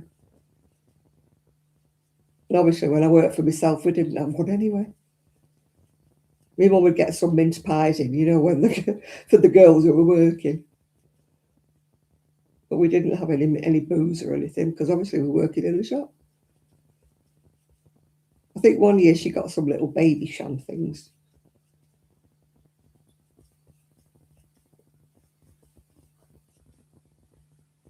The one drink I do like drinking is Buck's Fizz.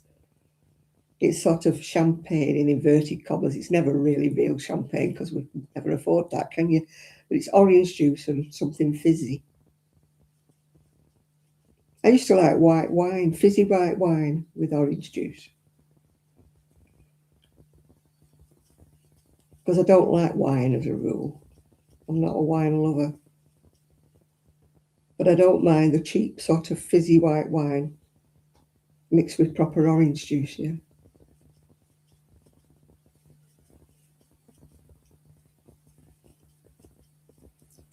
And I'm a weird one that likes tomato juice as well. In fact, I've got some in the fridge, but I bet it's gone off. Because when my fridge wasn't working, I bet it's gone off.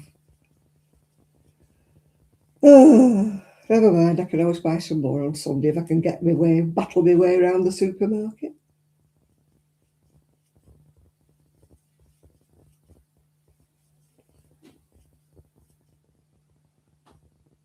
Do you know, every time I hear anything creaking, it worries me.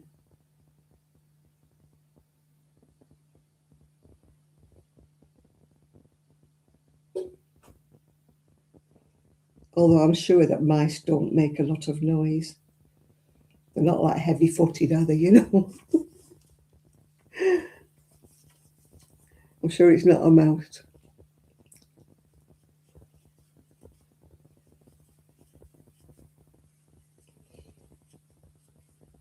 Black Eye Friday. Yeah, well, they have a fight, yeah. There's so many stabbings, isn't there, in the UK? Every time I don't read a paper, I don't watch the news, but you can't avoid it, can you? Yeah, baby sham, baby sham. And everybody had those little ornaments of like the little baby sham deer, didn't they? We had one on the window bottom. And we had a glass, like a champagne glass with baby sham written on it. I think you got them if you collected so many labels or so many lids or something like that. My mum used to like a baby sham. She was like me, she wasn't really a drinker. She'd like a little drop of sherry, but it had to be Bristol cream sherry. She didn't like any cheap sherries. And she didn't like that sherry that was like pale, you know, like see-through sherry. She didn't like that. She only liked this Harvey's Bristol cream, which was like a dark sherry. But she used to have it in a little schooner. There were tiny little glasses that were like that shape. One of them, and she's, oh, I have to go to bed, John. Oh, I'm getting too hot. Think I'm drunk. Or she'd start arguing that a picture on the wall wasn't straight. She was like me. She couldn't hold a drink at all, my mother. Your mum drank Harvey's, yeah, Harvey's Bristol cream. And why is it you always bought a bottle of eggnog and yet nobody ever drank it? It was traditional, wasn't it? You bought a bottle of sherry. And in later years, sometimes my mother would buy a bottle of port.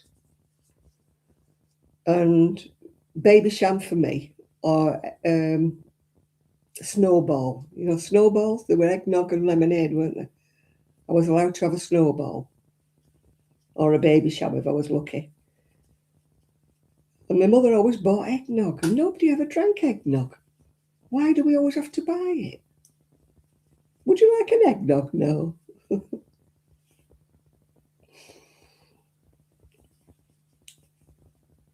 Nowadays, everybody buys Baileys, don't they? Irish cream. As I say, I've still got alcohol in the unit that's been there 2 years, I think. It barely goes down. It goes down a little bit. Yeah, Baileys, that's a traditional. I find it very sickly, Baileys.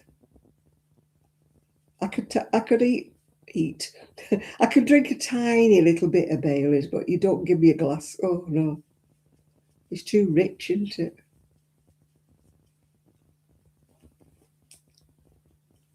As I say, I'm a poor drinker. I'm a poor one.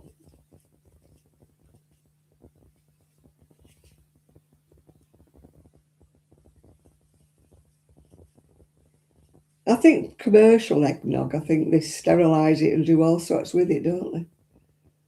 Homemade eggnog's a bit more tricky, isn't it? Because you use fresh eggs, don't they? But I would imagine commercial eggnog is sterilised or whatever that they do to it. They wouldn't be allowed to put it out otherwise.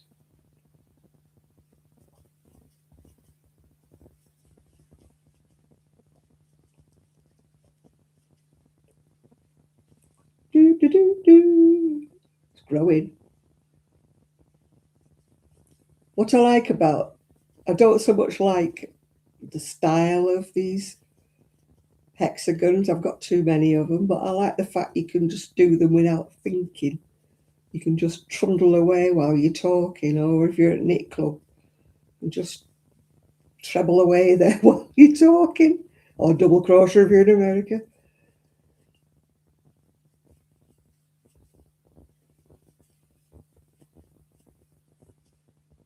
Oh, there's always something being recalled, even in here. I mean, we're not, I don't know.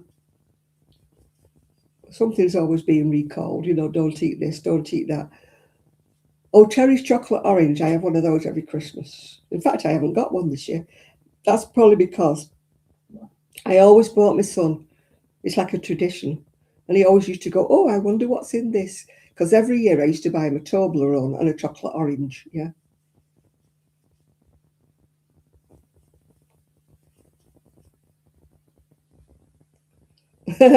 Oh, my mother used to get giddy on a sherry. And it was the tiniest little glass of sherry. I think they used to call them aperitif glasses, or what did they used to call them? Cocktail glasses. They had a name for them. I know the schooner was actually bigger. It was the same shape. It went in like an hourglass. But these were the tiny little liqueur. That was it, liqueur glasses. She'd only have a liqueur glass full of sherry, and she was away with the fairy. She was gone, absolutely drunk as a skunk, my mother. She could not hold a drink at all. Bless her. Better than that the other way, isn't it? Having a drunken mother.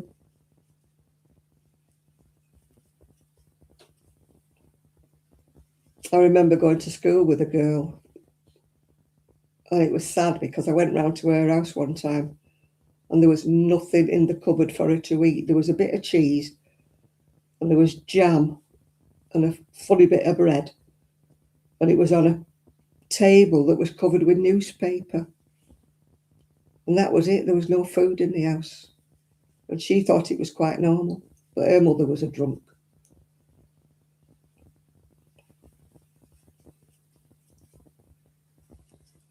You know, you don't realise how lucky you are, because as poor as we were, there was always food on the table. That's probably because neither my mother or my dad used to drink. So anything that they had was spent on food or the kids or whatever, yeah. It must be awful to have a drunk parent who, you know, drinks all the money away and there's nothing to eat. I remember coming home and saying to my mum, like, you know, I always remember she was called Barbara. Barbara had nothing in the cupboard. And they lived in a one up, one down. And it was back to back. They hadn't got a back door. They backed onto another house. Back to back it was. They don't have them anymore now. No bathroom, no anything. I've not bought a Toblerone. I bought one last year for my son, but I've not bought one this year. Because they've got nuts in, you see, so Janet doesn't eat nuts.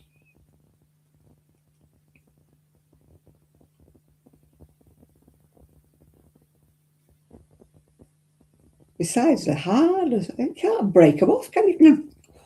Like eating the mountain itself.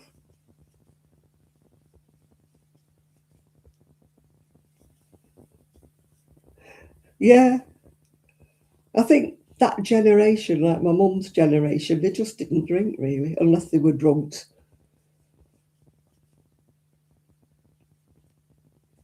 I had an uncle who was a drinker, and of all things, he used to have a pub. I think he drank the profits.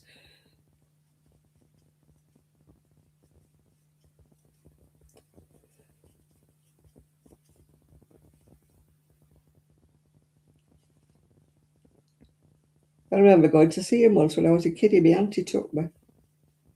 It was the middle of the day and he was absolutely drunk as anything.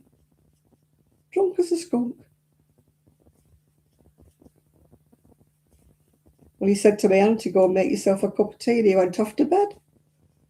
We'd gone to see him and he just pegged off to bed and left us to it. My auntie said that was a waste of time coming to see him, wasn't it? He was drunk, absolutely drunk. And he had to open up the pub at night. He was drunk at lunchtime.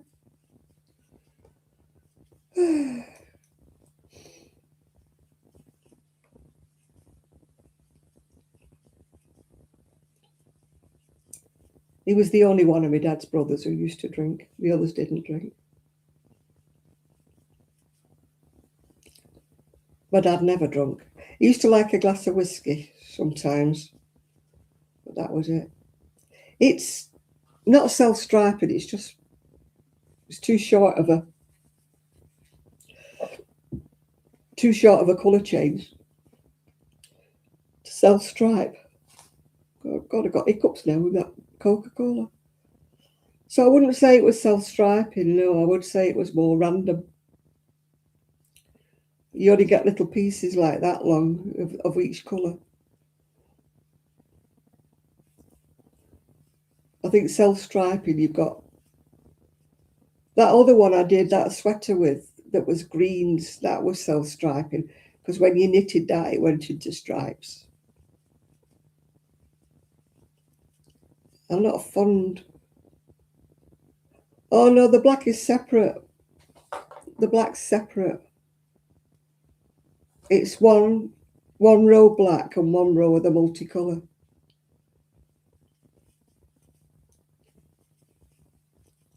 Now, I'm not fond of knitting with self-striping wool. I don't like the stripes. I'm not keen on that sweater I made because the stripes go across, and I think if you're a big girl, they always say you shouldn't wear horizontal stripes, don't they? Yeah, I do one row of each. You carry it up. You can see I carry it up from row to row. You see the end of it there. It's carried up. I did one in white, if you remember. I did one white with a multicolour. Well, I went into the garage and I saw this wool. And I thought, oh, that's too bright to make a cardigan just in that. So I decided to, anyway, I only had 4 balls, so 400 grams wouldn't have made me a cardigan. So, no, there's only one end because I had to, there's one end there. And then there's another end here because I had to unravel it because I made my first one. I made a mistake and I only put 5 sides to it instead of 6. So when I unravelled it, I used separate balls to unravel. Yeah. I know a lady said to me one time, oh, I like your jacket, that white one I did. She said, but, oh, I couldn't bear to sew in all those ends. And I said, what do you mean? She went, well, every time you change colour, you've got to sew in an end. I went, no. I said, I just carry them up. I said, it's only one row. I mean, this one I did. I couldn't carry this one up the sides because there's so many different colours. So this one was a heck of a lot of ends to sew in. Because this was all separate colours, this one. Yeah, it's ice yarn. They don't do it anymore. They do something similar, I think, if you can get ice yarn. But I was watching Amora, and she ordered from Hobby, HOBBI, is it? And she'd ordered some wool that was, I think, £36. And they impounded it at customs, and they wanted £18 customs tax from her. So she wouldn't pay it. She got in touch with Hobby and said, look, hang on a minute. I mean, she'd already paid £36 for the wool and the postage. But when they wanted £18 tax, it's a bit ridiculous, isn't it, on 30 odd pounds worth of yarn?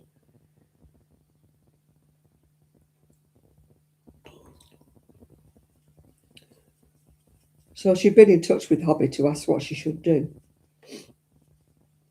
And they refunded her for the whole thing. But she said, what do I do now? Do I pay the £18 tax, get the wool? And then, in other words, I've got the wool for £18. But she said that seems a bit immoral, So she was emailing Hobby to ask what she should do. Would it be all right if she claimed that wool for £18? And somebody said, well, it'll only go in the unclaimed parcels pile if she didn't get it back. So, but she said it felt morally wrong, not, getting that wool for £18 instead of 36. So I don't know what happened because Hobby refunded her money. But she still wanted what was in the parcel. I don't know what she said she was she'd let us know when she got an answer from Hobby.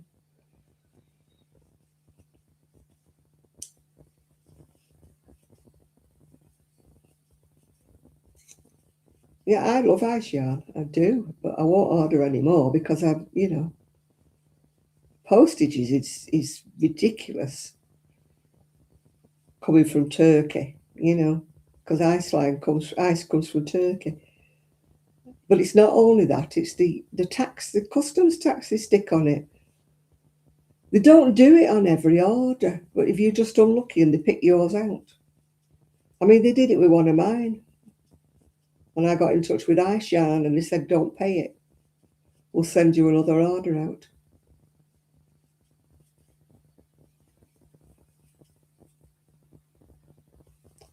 Yeah, well, she's told them that she knows where.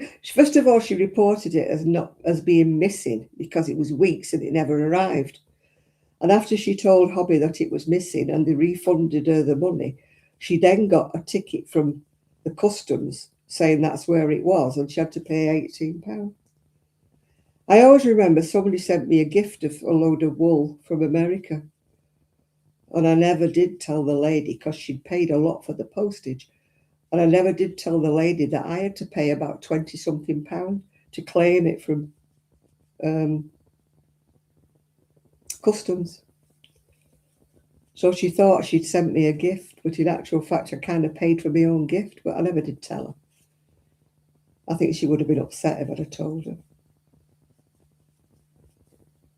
I mean, it was a big parcel of wool that I just paid £26 for, but, she thought she was sending me a free gift, really.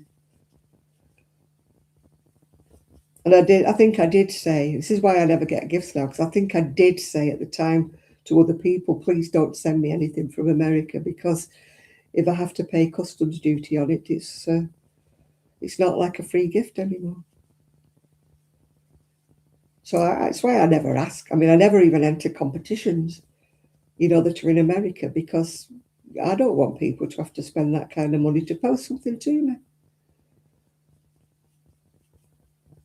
And I no longer order from Hobby or Hobium or Ice. You can get some if you look on eBay and things like that, but it's usually the stuff on eBay that nobody wants. They just buy it, don't like it, and put it on.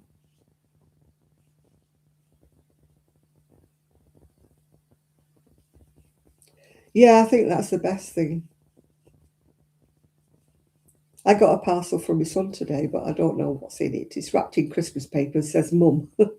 I think somebody in the UK's posted it because it had like a UK postage on. So I don't know whether he's asked somebody in the UK to get it for me and he's paid for it, whatever it is. But I won't open it till Christmas Day because I'm not one that rips the paper open and starts opening it. I did say to Linda, don't you dare open your parcel before Christmas Day. No, Chris is like me. He's got big fingers and a small keyboard. When I type on my phone, anything happens. I think people are used to getting weird messages from me. I always say I've got dyslexic fingers. My brain's all right, but my fingers are dyslexic.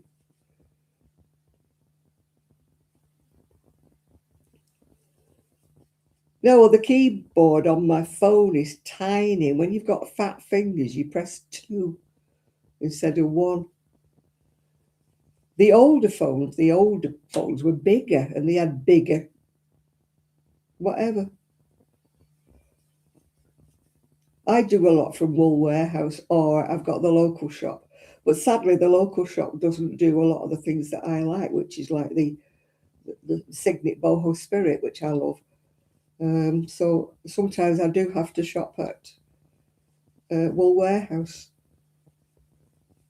because they're all right for the plainer wools. They do a lot of Pato and they do Stylecraft and things like that at the Naked Sheep. So if I want something a little bit on the fancy side, they kind of don't have it, yeah.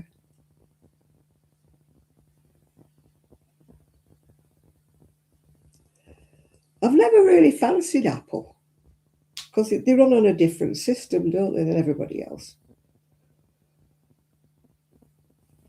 So I've always had an ordinary one. I've never had Apple.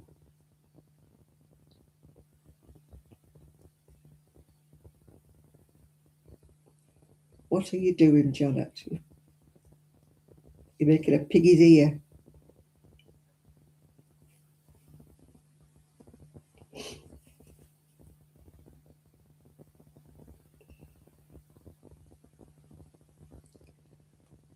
Oh, I hope he's not been bitten again, Shad.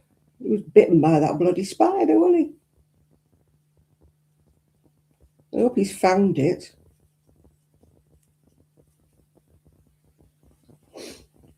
He was saying how much it cost to get a fumigator in. I mean, I would have had to get a fumigator in to fumigate the whole house. I couldn't have lived with it knowing there was that spider around. Not a bitey spider anyway, because it's dangerous, isn't it?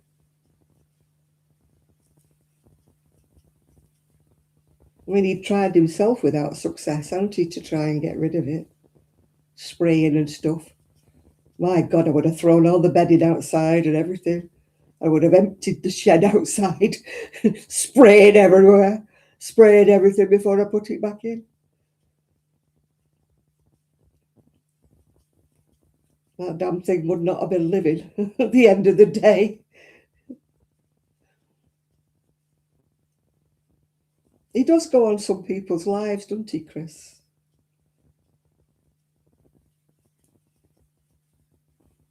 He was only here last week because he was telling us about being bitten by a spider.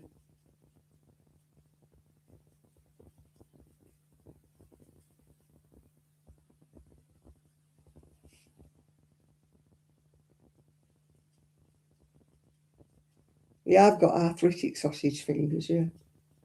That's why I can't do cross stitch like you can. Or, you know, sewing where you have to have a little fine needle because I can't hold things. I'm like that with trying to hold things. I can manage a crochet hook, but then it's got a big handle.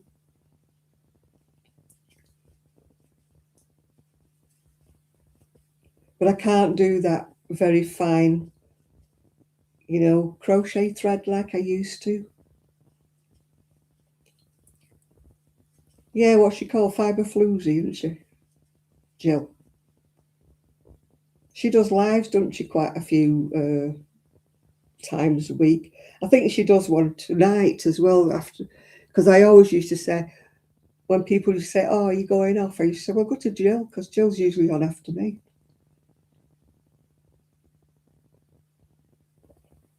But I know she does a live, doesn't she? And she used to do that crime where they talk about books, didn't she? I never catch Jill because she's always on at a funny time for me. Not a funny time for you in America, but a funny time for me in the UK.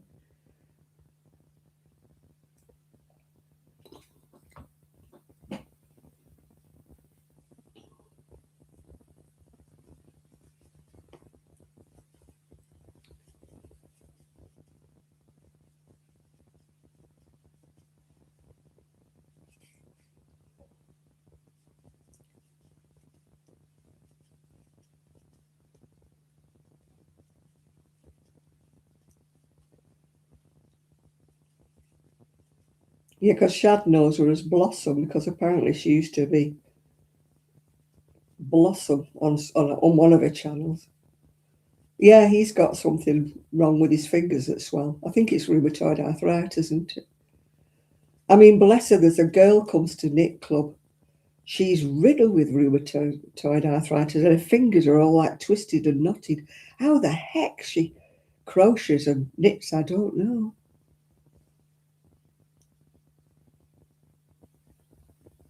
I've never watched a crime thing, so I can't make a comment, Chris. I don't know. I thought she just discussed books, but I've never watched it, so I can't tell you. So I can't say yay or nay to any of that.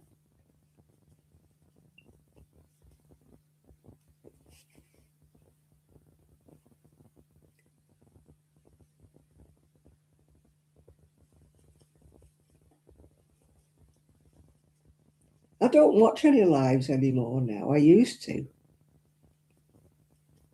But they're always kind of at the wrong time. If they're in America, they're always at the wrong time for me. You know, they're always like in the middle of the night for me.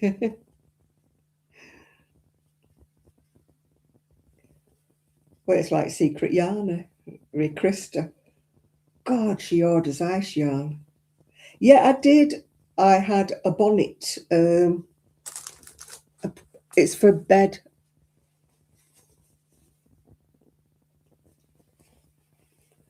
And 2 eye patches. I presume they're eye patches. You know, that you put in the freezer and stick under your eyes. Yeah. That's what I got today. A silk bonnet. Satin, I should say. With long strings. But I have to wear a hat because I think I told you before, my Velcro straps on me. CPAP machine ripped my hair.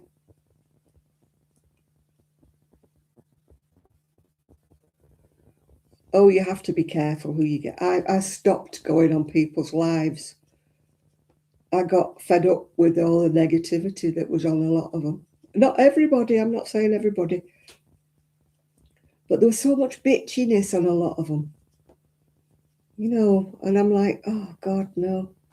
And whoever wasn't on used to get called, you know, and I'm like, oh, God, this is not right. So I can know what you mean. I know what you mean, Enid, yeah. I just don't, as I say, I don't go on the lives anymore.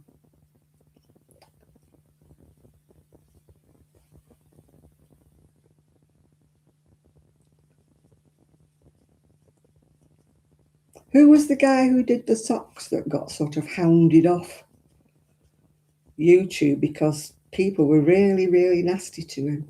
Can't think what he was called now. But he got so much negativity. But he finished up, he couldn't take it. He stopped going on. And I think it's dreadful when people do that. They think they've got the right to say whatever they want because they're on the other side of the keyboard. And I think it's terrible.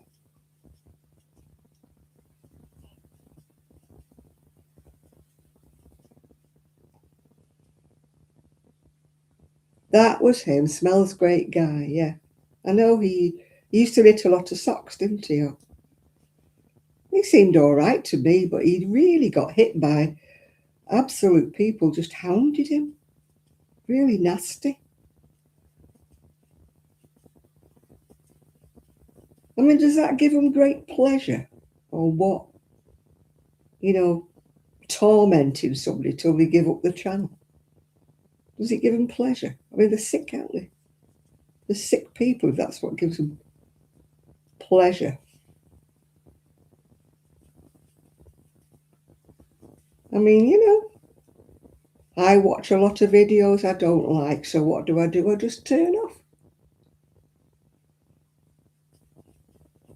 You know, I don't say anything. I don't say, oh, your channel's rubbish and I don't like what you're saying and I don't like your ideas. I don't say that. I just don't watch them.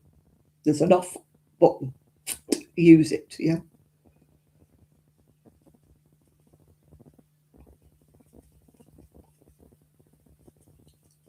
Some people they thrive on drama, don't they?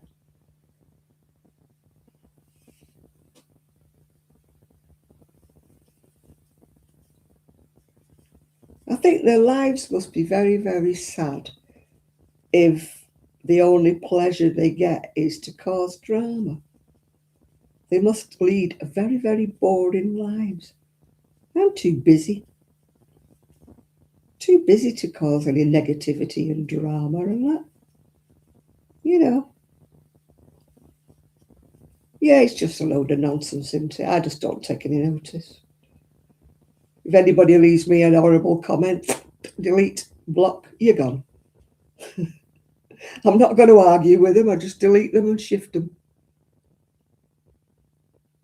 I've never watched it, Chris, so I can't make a comment. I thought she was just discussing books. You know, like book reviews. That's what I thought it was, but if it's not that, then I don't know.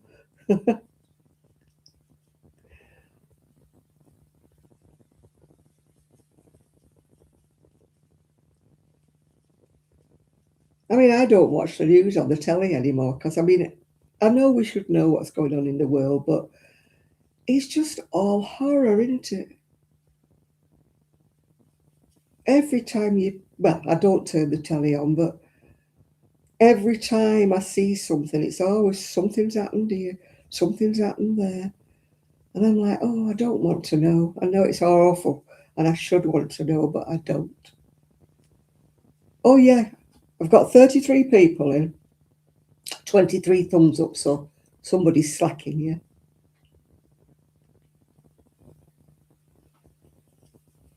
Yeah, I don't want to watch it anymore. I know you should keep up with world news, but I don't want to know. If it isn't happening in my little world, I don't want to know. It's a very, very insular way of thinking, but that's the way I keep saying, yeah.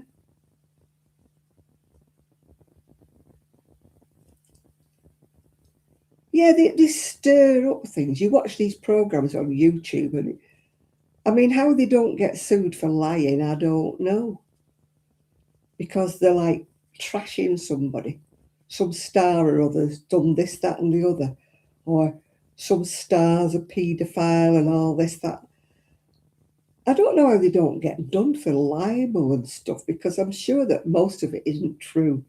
They just decide to pick on somebody, don't they? And maybe it is true, I don't know, because I don't want to know.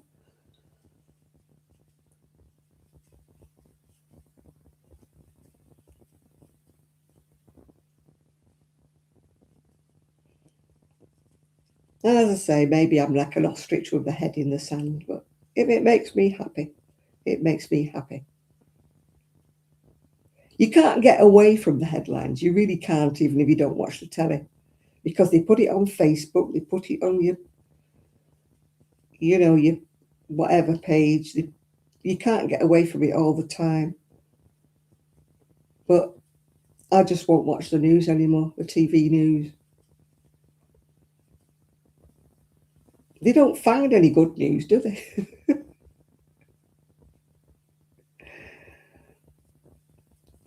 I'm not surprised. I mean, they come up with all sorts of stuff, don't they? And you think, do you check your facts before you start spouting off? Well, do we believe anything that's on Facebook? It's always saying somebody's died, and then in the comments it says, no, they haven't died. Yeah, such a star has died. Or, I mean, when King Charles was poorly, it was all like King Charles has died and that. And I'm like, no, he hasn't. Stop spreading rumours. Check your facts before you come out with statements like that.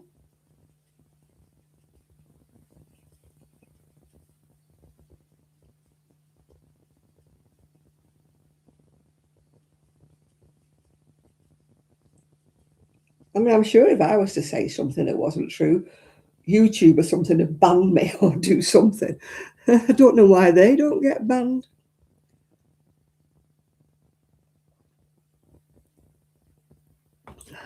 That's why I'm usually very careful not to mention anything that's in the news. Unless it's something funny or something about dogs or something. Say, did you see that video about so and so? But by and large, no, I don't want to know. That's why I always say no politics on here, no religion, no homophobia, no anything on here. I don't want it. I want it to be a happy little place with nothing.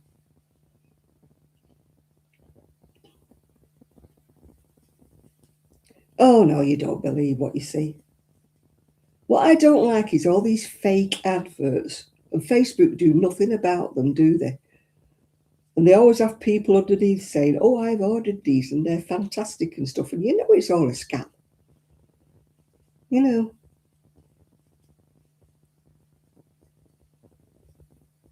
Yeah, it's all what they call clickbait, isn't it? I mean, I got told by somebody one time that if I wanted to grow my channel, I had to make my titles like clickbait. And I'm like, why? You know, if I don't get views, if I don't get subscribers for the way I am, I'm not going to clickbait anybody, you know. Because they'd watch my video, find out it wasn't true. So why would I do that? Yeah.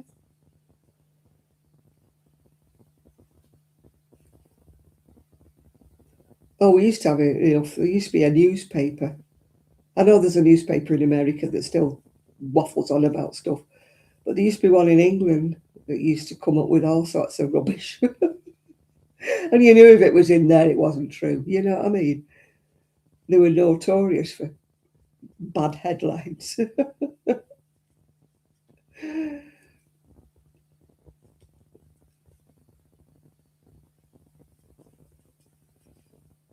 Oh, well, I told you when you first came on here that we didn't mind. We don't have that kind of atmosphere on here, I hope. And I hope we never do. I just don't want anything negative on here at all. It's a happy little party channel. And that's the way I want it to stay. I don't want anybody arguing, and I don't want anybody coming on and spouting off about things. We had one, do you remember that religious woman that wanted everybody to go and love Jesus or something? We had to get rid of her.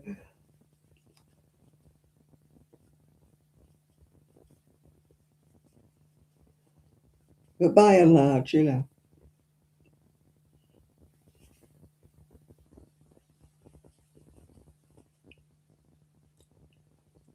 oh, it's, why do they have to scare us with, oh, it's an epidemic, it's a different kind of this, it's a different kind of that? Leonia,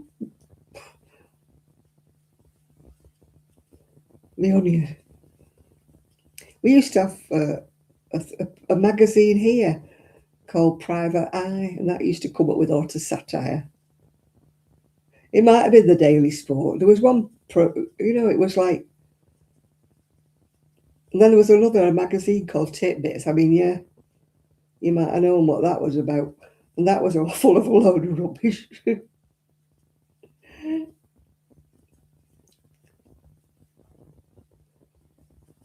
And it's like the way people spout out as if they know that person, and they don't. It's just speculation.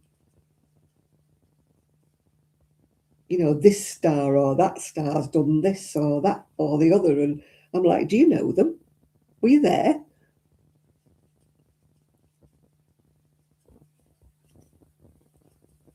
And people say to me sometimes, well, what do you think? I said, I don't know. I wasn't there. I don't know whether they did it or they didn't do it. Why should I make an opinion? Unless you see it happening in front of your eyes, how can you form an opinion whether somebody's guilty or not? Hi, Dottie.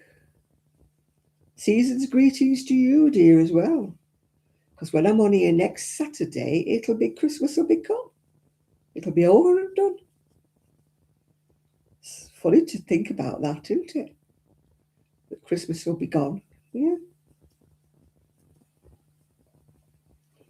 Yeah, I've got 3 more Secret Santas to open. I forgot to open one today when I did my video today.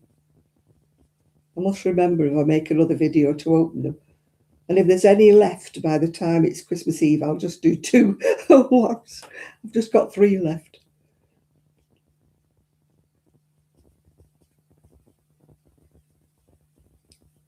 Yeah, well, I mean, how do you know? It's like all these theories about men on the moon or aliens in space, or there's always somebody who's seen them and you're like, you really?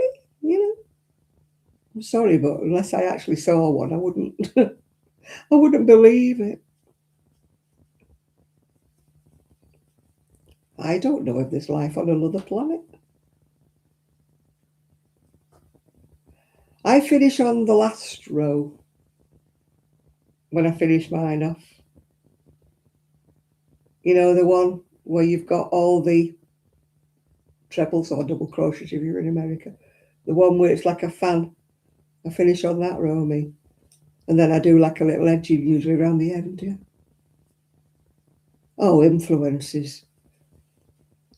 I don't believe them because they're being paid to advertise that stuff, aren't they? It's not their personal opinion. They don't go in the shop, buy it and say, oh, wow, have you seen this? It's the most fantastic thing ever. They don't pay them. They get paid to say something good about it. You know, and so it's not true. You know, these ones that are advertising makeup and stuff like that, they're getting it all for free and they're getting paid to say how wonderful it is, yeah. Yeah, the last row, the row where it's solid. That's the one I finish on, yeah. But it's up to you what row you finish on. And I usually put a little edging or some description on the end of it. That's what I call the end of the 3 or 4 rows, isn't it? Because there's one row where you do the loops, the next row where you do a solid, then another row where you do the solid, is there?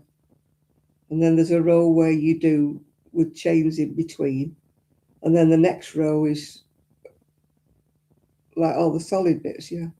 I think that's the one I finish on. It's the one that's the widest anyway, that's where I finish. So it gives you an edging that looks like that. But as I say, it's a matter of personal preference. I don't think it tells you exactly where to stop. That's just the way, it just seems logical to me to stop on that row.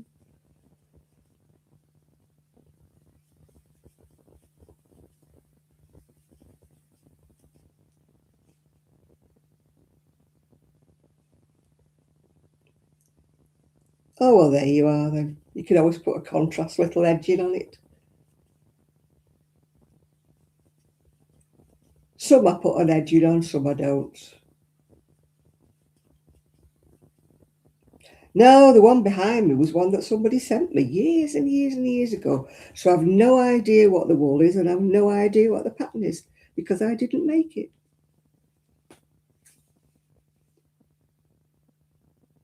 So I don't know what it is. That's got an edging on it at the end, like picot edging. But I've no idea what the pattern is, so it's no good asking me because I didn't make it.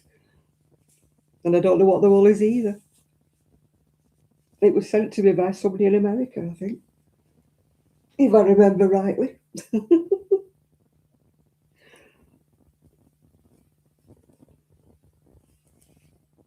I know I've been asked many times which is that pattern, I think.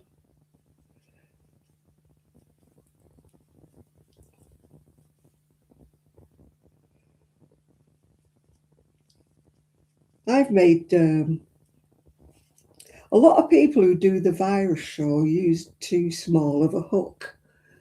The virus shawl is meant to be very, very lacy, so you're meant to use a hook that's really too big for the wool that you're using.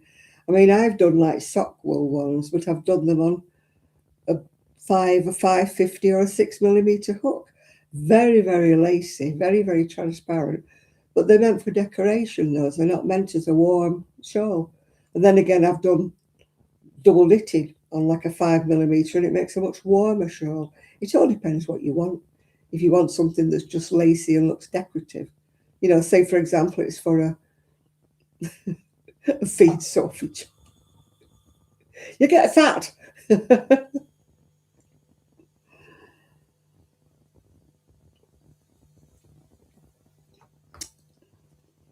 Yeah, so it depends what look you're after. I mean, I've done them in chunky. And then you get a really, really thick shawl, but it eats up the wool like mad. It just depends what you want. I've made them in all different thicknesses, all different kinds. Some of them with glitter, some of them not with glitter, some of them with fuzzy, some of them not fuzzy. It's a very forgiving pattern. You can use any thickness of wool, so long as you're using a hook big enough, yeah. You know, don't use a tight hook because it just comes up solid if you use a tight hook.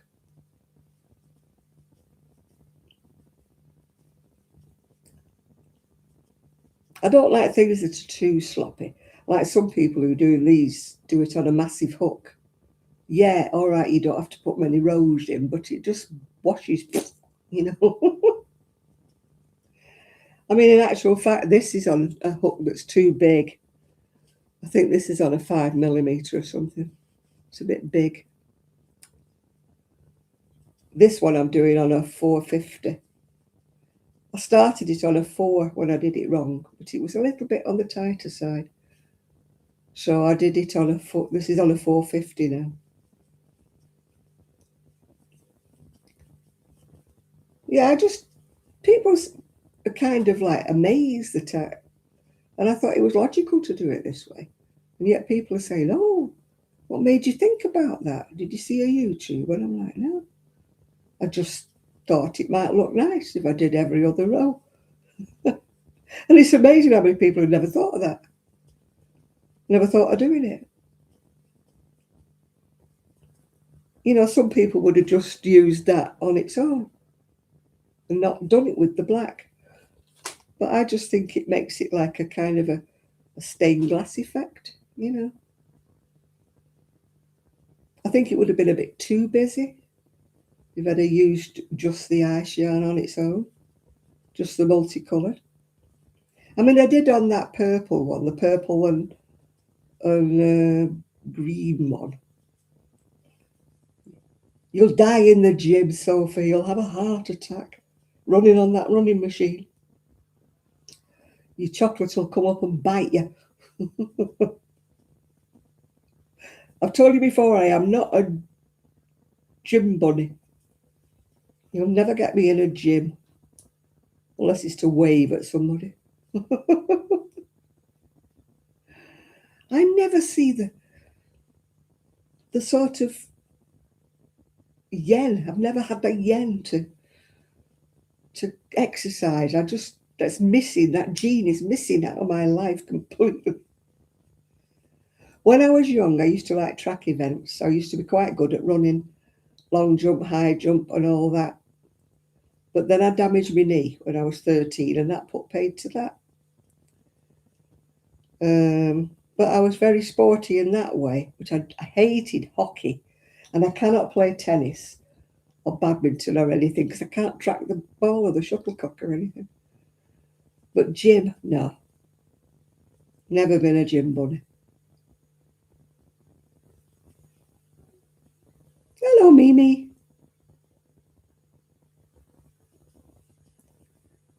Yeah, we're always learning. I don't think anybody who's a knitter or a crocheter can say they know it all. There's always something new we learn every day. And that's the joy of it, isn't it? It's like a never-ending course.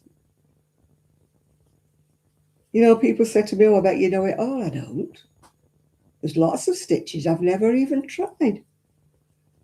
Lots of patterns I look at and think, no, too much work, too much hassle, too many rows to the pattern. It's not that I can't do them. I just wouldn't enjoy doing them. And if I don't enjoy doing it, I don't want to do it. I get the enjoyment out of actually doing it rather than saying, hey, look at me, aren't I clever? I've done this pattern with 96 rows in it, you know. I just want to enjoy what I'm doing. That's why I usually crochet quite simple patterns, yeah. Yeah, I'm not a gym bunny now. Never have been. How many pattern rows have I done? I've got to do 20, I think. 1, 2, 3, 4, 5, 6, 7, 8, 9, 10, 11, 12, 13, 14, 15, 16. Oh, yeah. I've got another 4 rows to do at least. I always aim for about 20 rows before I measure.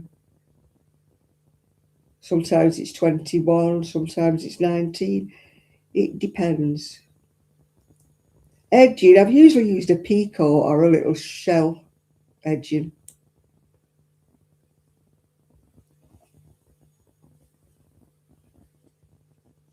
What I call a fan, you know, like 5, if you're in America, 5 double crochets with a single crochet in between. If you're in England, it's 5 trebles and a single crochet in between. You know, makes it wavy. Or you could do like a picot edge.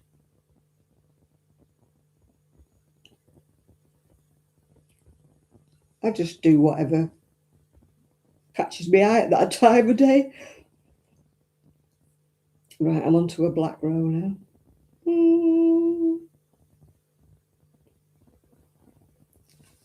Swap it over, otherwise you're going to get in a bit of a tangle. There we go. Oh, hello, Susan. I was looking down, I didn't see you sneaking in. The quickest, I think, a picot would probably be the quickest. Just depends what you get into the rhythm of.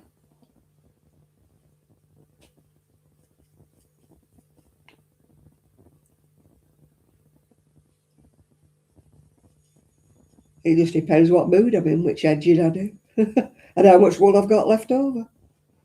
Because some edgings take more wool than others, yeah.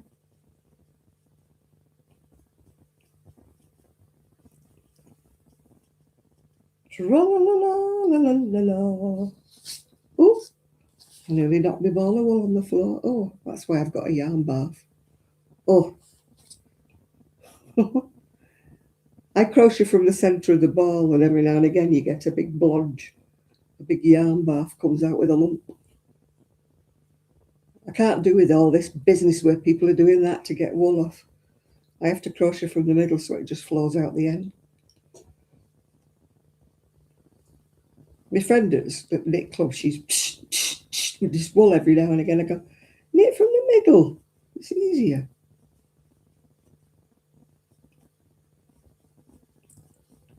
Or if you're going to knit from the outside, use one of them dangly things, you know, them pole things.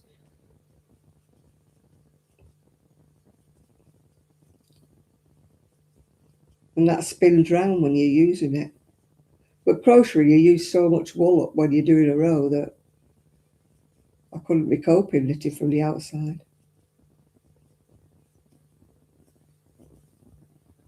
Tra-la-la, la-la-la-la. Oh my goodness me, it's nearly the witching hour. I was so happily crocheting I'd forgotten. I mean, normally I'm yawning by now. But I actually got a night's sleep. My hip didn't wake me up last night for a change. It hurt like anything when I woke up, but it wasn't hurting during the night. Normally it wakes me up every time I turn over.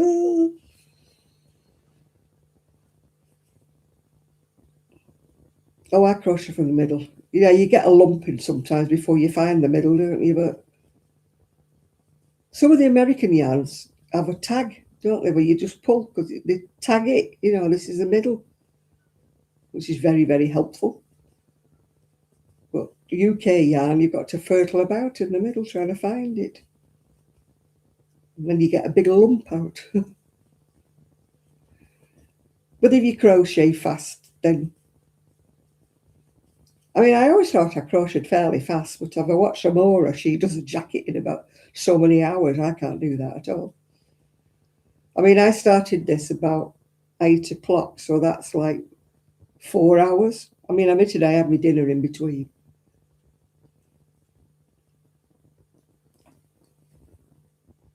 Oh, Voltron smells horrible, though. Everybody knows you've got it on. It's like, what are you wearing?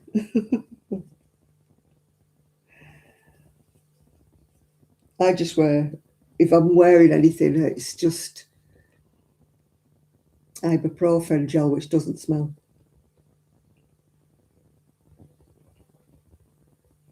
What are you actually making with 9 butterflies? Are they all on the same thing?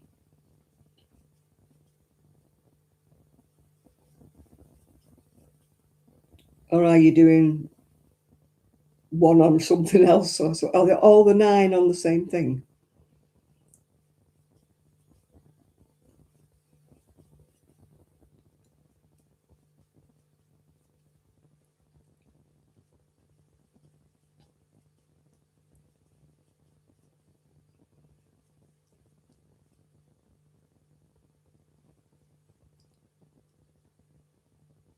It does smell, doesn't it?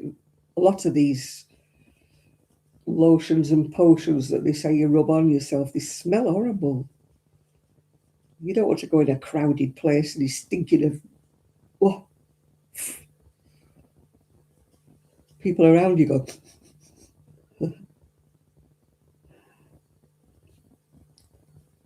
No, that ibuprofen gel doesn't, I won't say it's brilliant for your arthritis, but it doesn't smell.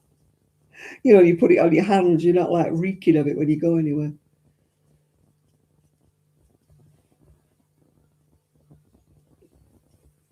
I keep going to try and find my tens machine. I don't know where it is. It's in the house, I've seen it.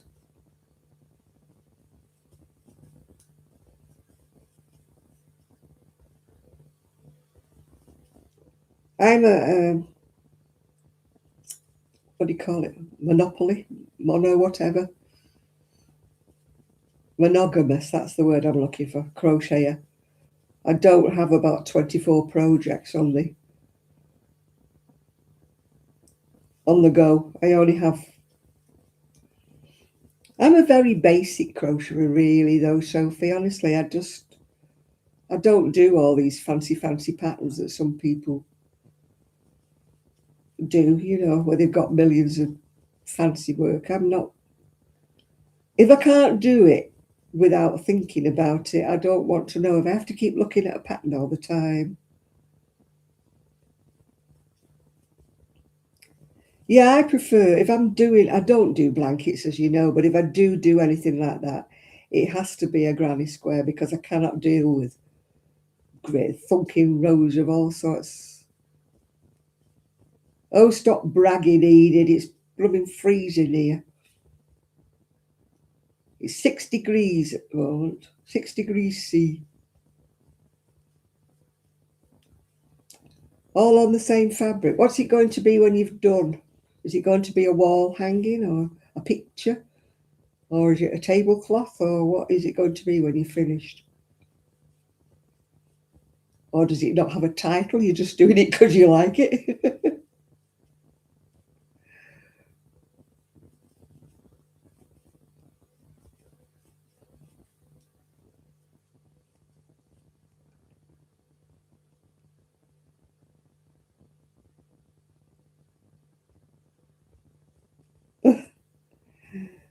Years ago, there used to be a liquid called Igladine. And I don't know what it was actually supposed to be used for, but if you had a sore throat, you used to put it on a teaspoon. My God, it used to burn like anything when you swallowed it, but it worked. I mean, we did it. My dad did it once. The cat had something wrong with his throat, and he couldn't breathe. He was, and I thought, oh my God, the cat's going to pass away, you know. And my dad poured some of this Igladine down its throat. He said, well, it'll either kill it or cure it, yeah. And I'm like, oh, Dad, don't give it the cat. The cat can't stand it. Following morning, the cat's fine, eating its dinner and everything. Oh, I don't like that stuff you spray down your throat. It's like an anesthetic-y stuff, don't they? They make you spray it. Oh, it's awful. It burns like anything. I haven't seen it advertised for ages. I don't know. It used to have a long nozzle thing and you had to put it to the back of your throat and spray it. My brother and I used to get really bad throats. We used to get ulcerated tonsils and that. And they gave my brother this great long paintbrush thing, about that long, and this stuff that he had to paint the back of his tonsils with. Oh, I'd hear him like gagging in the bathroom. I think, oh God, he's painting his tonsils again. They took mine out, but they never took my brother's out. He just suffered with it all his life. But he was a university lecturer, so he had to talk a lot. Says me, who talks a lot anyway. But he used to regularly lose his voice. Chloroseptic, that's the one. It's vile. Absolutely vile. But they don't advertise it anymore, have you noticed? It used to make my throat close up. I think I was allergic to it. It was like, and you sprayed it down.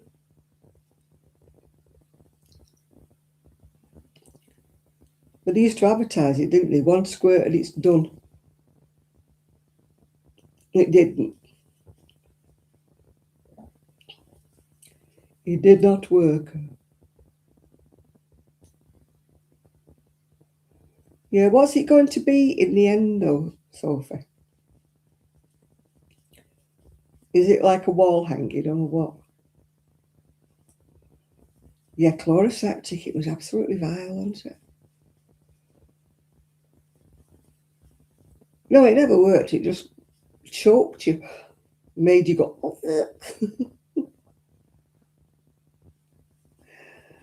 I never found it worked for me, Enid. I never did.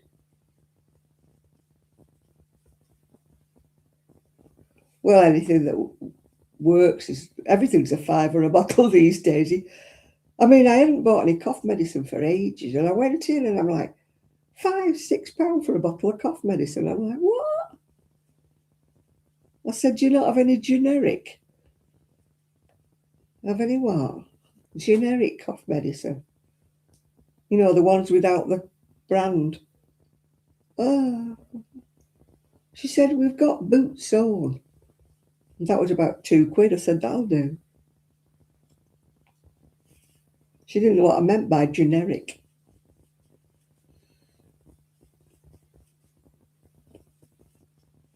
Years ago, the old chemists used to make their own prescriptions up, didn't they? And they always worked a heck of a lot better than anything that you bought. There used to be one, though. Oh, God, that was absolutely awful. It was called Sanderson Specific. And that was vile. No, I've never had a sore throat since I had my tonsils removed. Never had one, and I used to have at least 2 a month.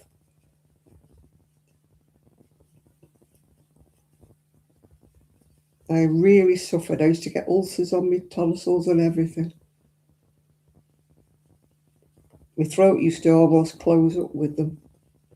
And yet they wouldn't take my tonsils out. They took them out when I was about 53, I think, when I had my tonsils took out.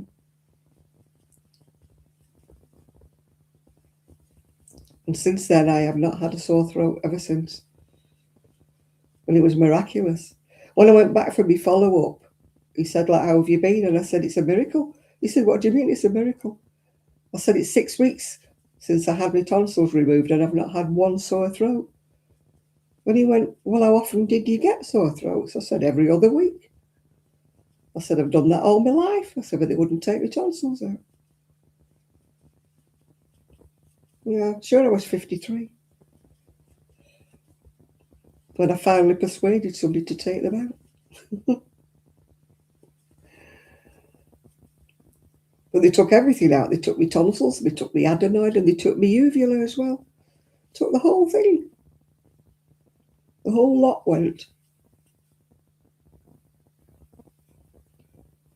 Oh, I know. They should say, pay what you can afford. I don't believe in this. £19 will give them a meal. I'm sorry, but no.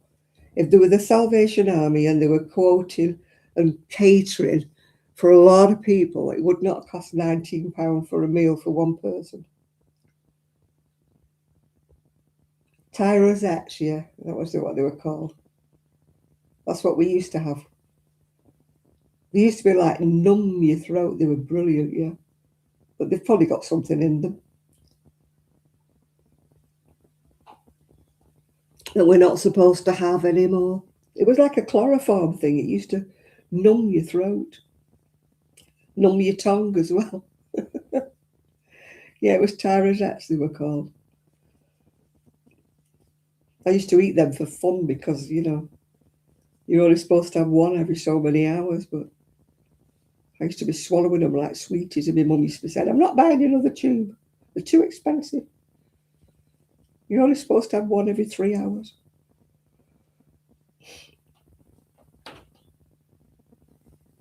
Why does my house keep creaking like there's somebody in the loft when I don't have a loft? Well, I do actually, but there's nothing in it.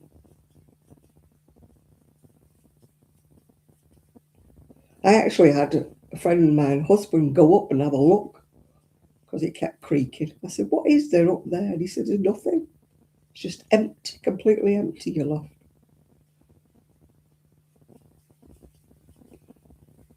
I thought maybe we had a bird up there, you know, or something like that. Or a squirrel or something. We had a bird in our loft when I lived in Prestwich one time. My husband waited until all the babies had grown up and fled the nest, and then he went and made up the hole so they couldn't get in again. He didn't do it while the babies were little. He said, I can't do that. I can't, you know, block the babies in and let the mummy bird not be able to get in. He said, I'll wait while they've all grown up, yeah. And as soon as they fled the nest, that was it, yeah. Oh, this is it. I mean, there was that scandal, wasn't there, with the Red Cross at one time. And all they were paying themselves huge bonuses, the people who were running it.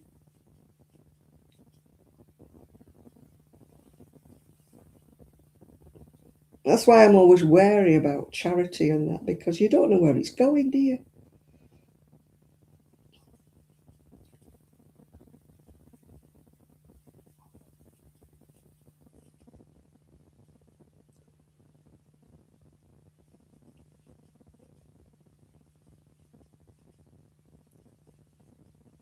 Yeah, it's like that. People who donate to the RSPCA and that, you have to say which branch you want it to go to. Otherwise, it goes to the coffers of the main office. And if you've had good treatment at one of the RSPCAs and you want to pay them back, you have to specify which branch you want the money to go to. Otherwise, it just goes into head office and then it gets swallowed up.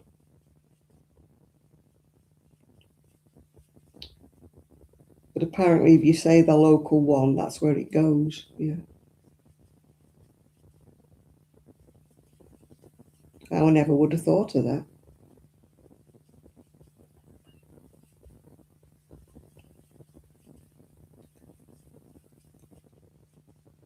I presume that applies to a lot of places. Oh, look, it's witching hour. Woo! Time to go home. Andy is waving goodbye. Come on, Luby Lou and Teddy, wave goodbye. If you're old like me, you remember that program. Tra la la la la la la la la. Time to go home. Time to go home. Andy is waving goodbye. Oh, I like me Victory V's. I've got them in here. I bought some. After you gave me some, I bought some. There we are, Victory V's. Yeah, apparently I got told. I didn't know you could specify, but I didn't know.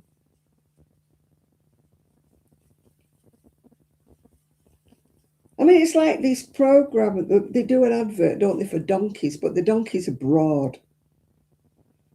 And I'm like, yeah, it's very, very sad to see people who are treating the donkeys abroad. But I'm sorry, but there's a lot of animals over here in England that need help. You know, not give money to somebody in wherever just because they're ill-treating the, well, they're not ill-treating the donkey. They don't have the money to do. But you don't know whether the money will go to anybody that's got a poorly donkey. If they're abroad, you don't know, do you? I'd rather give it to a donkey sanctuary in this country.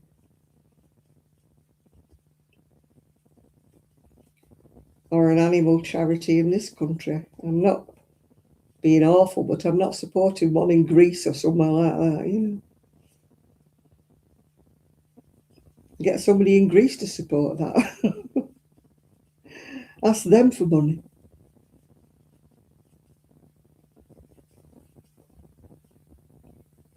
It's like when they show you little kiddies all skinny and that, you know, they're always somewhere abroad, aren't they? They're dying for lack of this, that, and the other. I'm like, yeah, there's a lot of children over here that need the money. You know, children that are abused and stuff. It's not Halloween, Sophie. Are you stuck in a rut? I know you like Halloween, but you know. Sophie is like Nathan. Nathan doesn't do Christmas either. I do my Christmas. And I'm going to go around to the end of this row and then I'm going to go bye-byes. And I might wear my new bonnet. You never know your luck. And no, I am not posting a photograph of me wearing my new bonnet.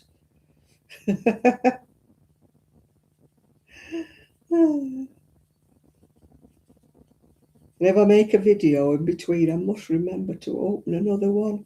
I've got 3 left to open. So I'll try and make videos between now and Christmas. I've got nothing to show, that's the trouble. I'm not doing a shopping haul either. I'm not taking you with me to Morrison's.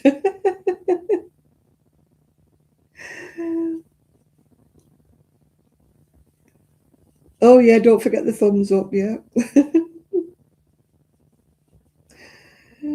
Oh dear. Yeah, I'm going to go to the end of this row with the black, and then I've nearly done one side as far as I go because I don't like big sleeves, so I stop. You know. Maybe when I've done this, I should do the front. Everybody wants to know how I do the front, and they can't seem to get the gist of what I do to make a front panel. So maybe I'll show that bit on one of my videos before I sew it together or crochet it together. Maybe I'll show it as a half of, you know what I mean, before I put it as a whole. Because you do 2 panels and then you do all the extra bits. But it seems to baffle people with science what I'm talking about when I say I make the little front bits. And everybody's like, we don't know what you mean.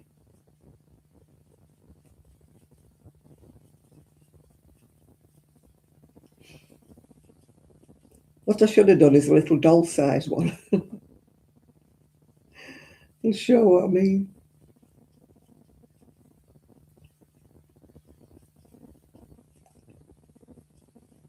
But I usually show it when I've finished it and then people don't understand what I've done. You know. Whatever. I need to go to bed because I need to get up in the morning, have my shower and be ready for when my niece comes. What I usually do is choose what I'm going to wear the night before. And then when I've had my shower, I can just fall into the clothes I've already chosen.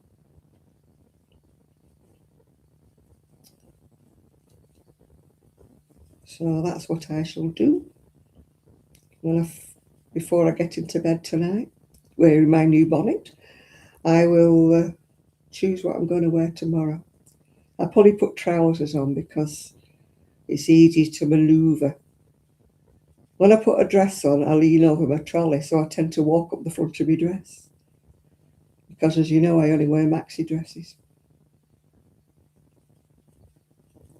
So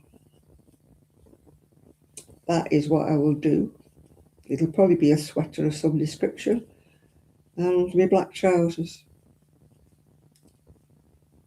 Because my black trousers are the ones who fit me the best because all my other trousers are too big and they fall down. I have to wear an elastic belt round my waist to stop me drooping down.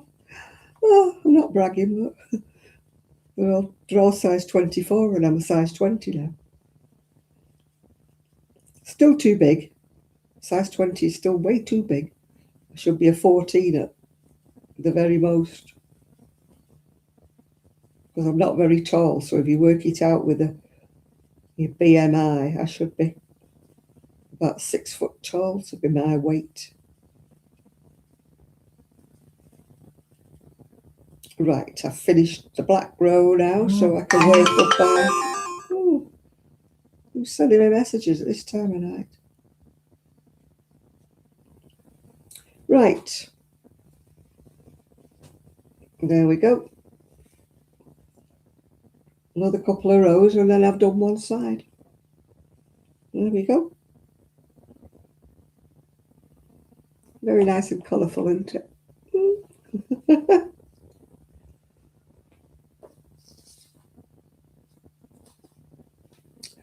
Right, people. Thank you very much for keeping me company. And I don't know who sent me messages. I shall have a little look in my little book. Oh, it's Lydia.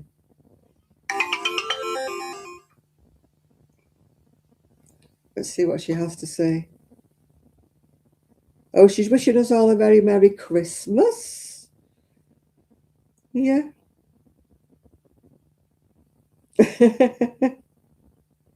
Yeah, it's the end of a... If you're there, Lydia, it is the end of my video. Yeah, your trousers. You can get hold of your trouser leg and lift your leg in. I do that because my right leg doesn't work very well. My knee replacement was a waste of time, but we won't go into that. So I get hold of the end of my trouser and lift my leg in. So you're right, Val. Trousers are much better. So Lydia wishes us all a Merry Christmas. Anybody else sending me anything? No. Oh, not West. You have spent, yeah, no, I've spent that money. All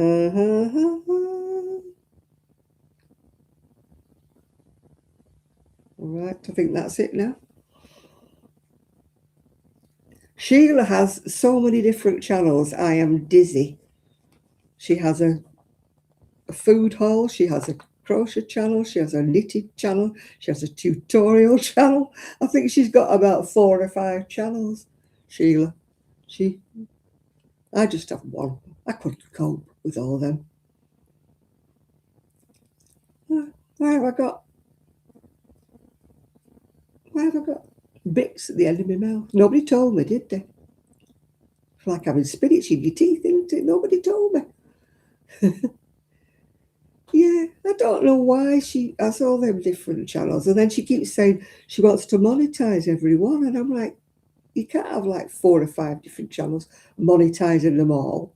Surely you're spreading the money out instead of concentrating it in one lump. That's just me. Maybe I don't understand. I don't get any money anyway. Well, I get a little bit every now and again. So if I don't, well, I won't. I might make a video before Christmas, but I won't see you all before Christmas because I won't do another live before Christmas. So I hope you all have a very happy Christmas if you celebrate.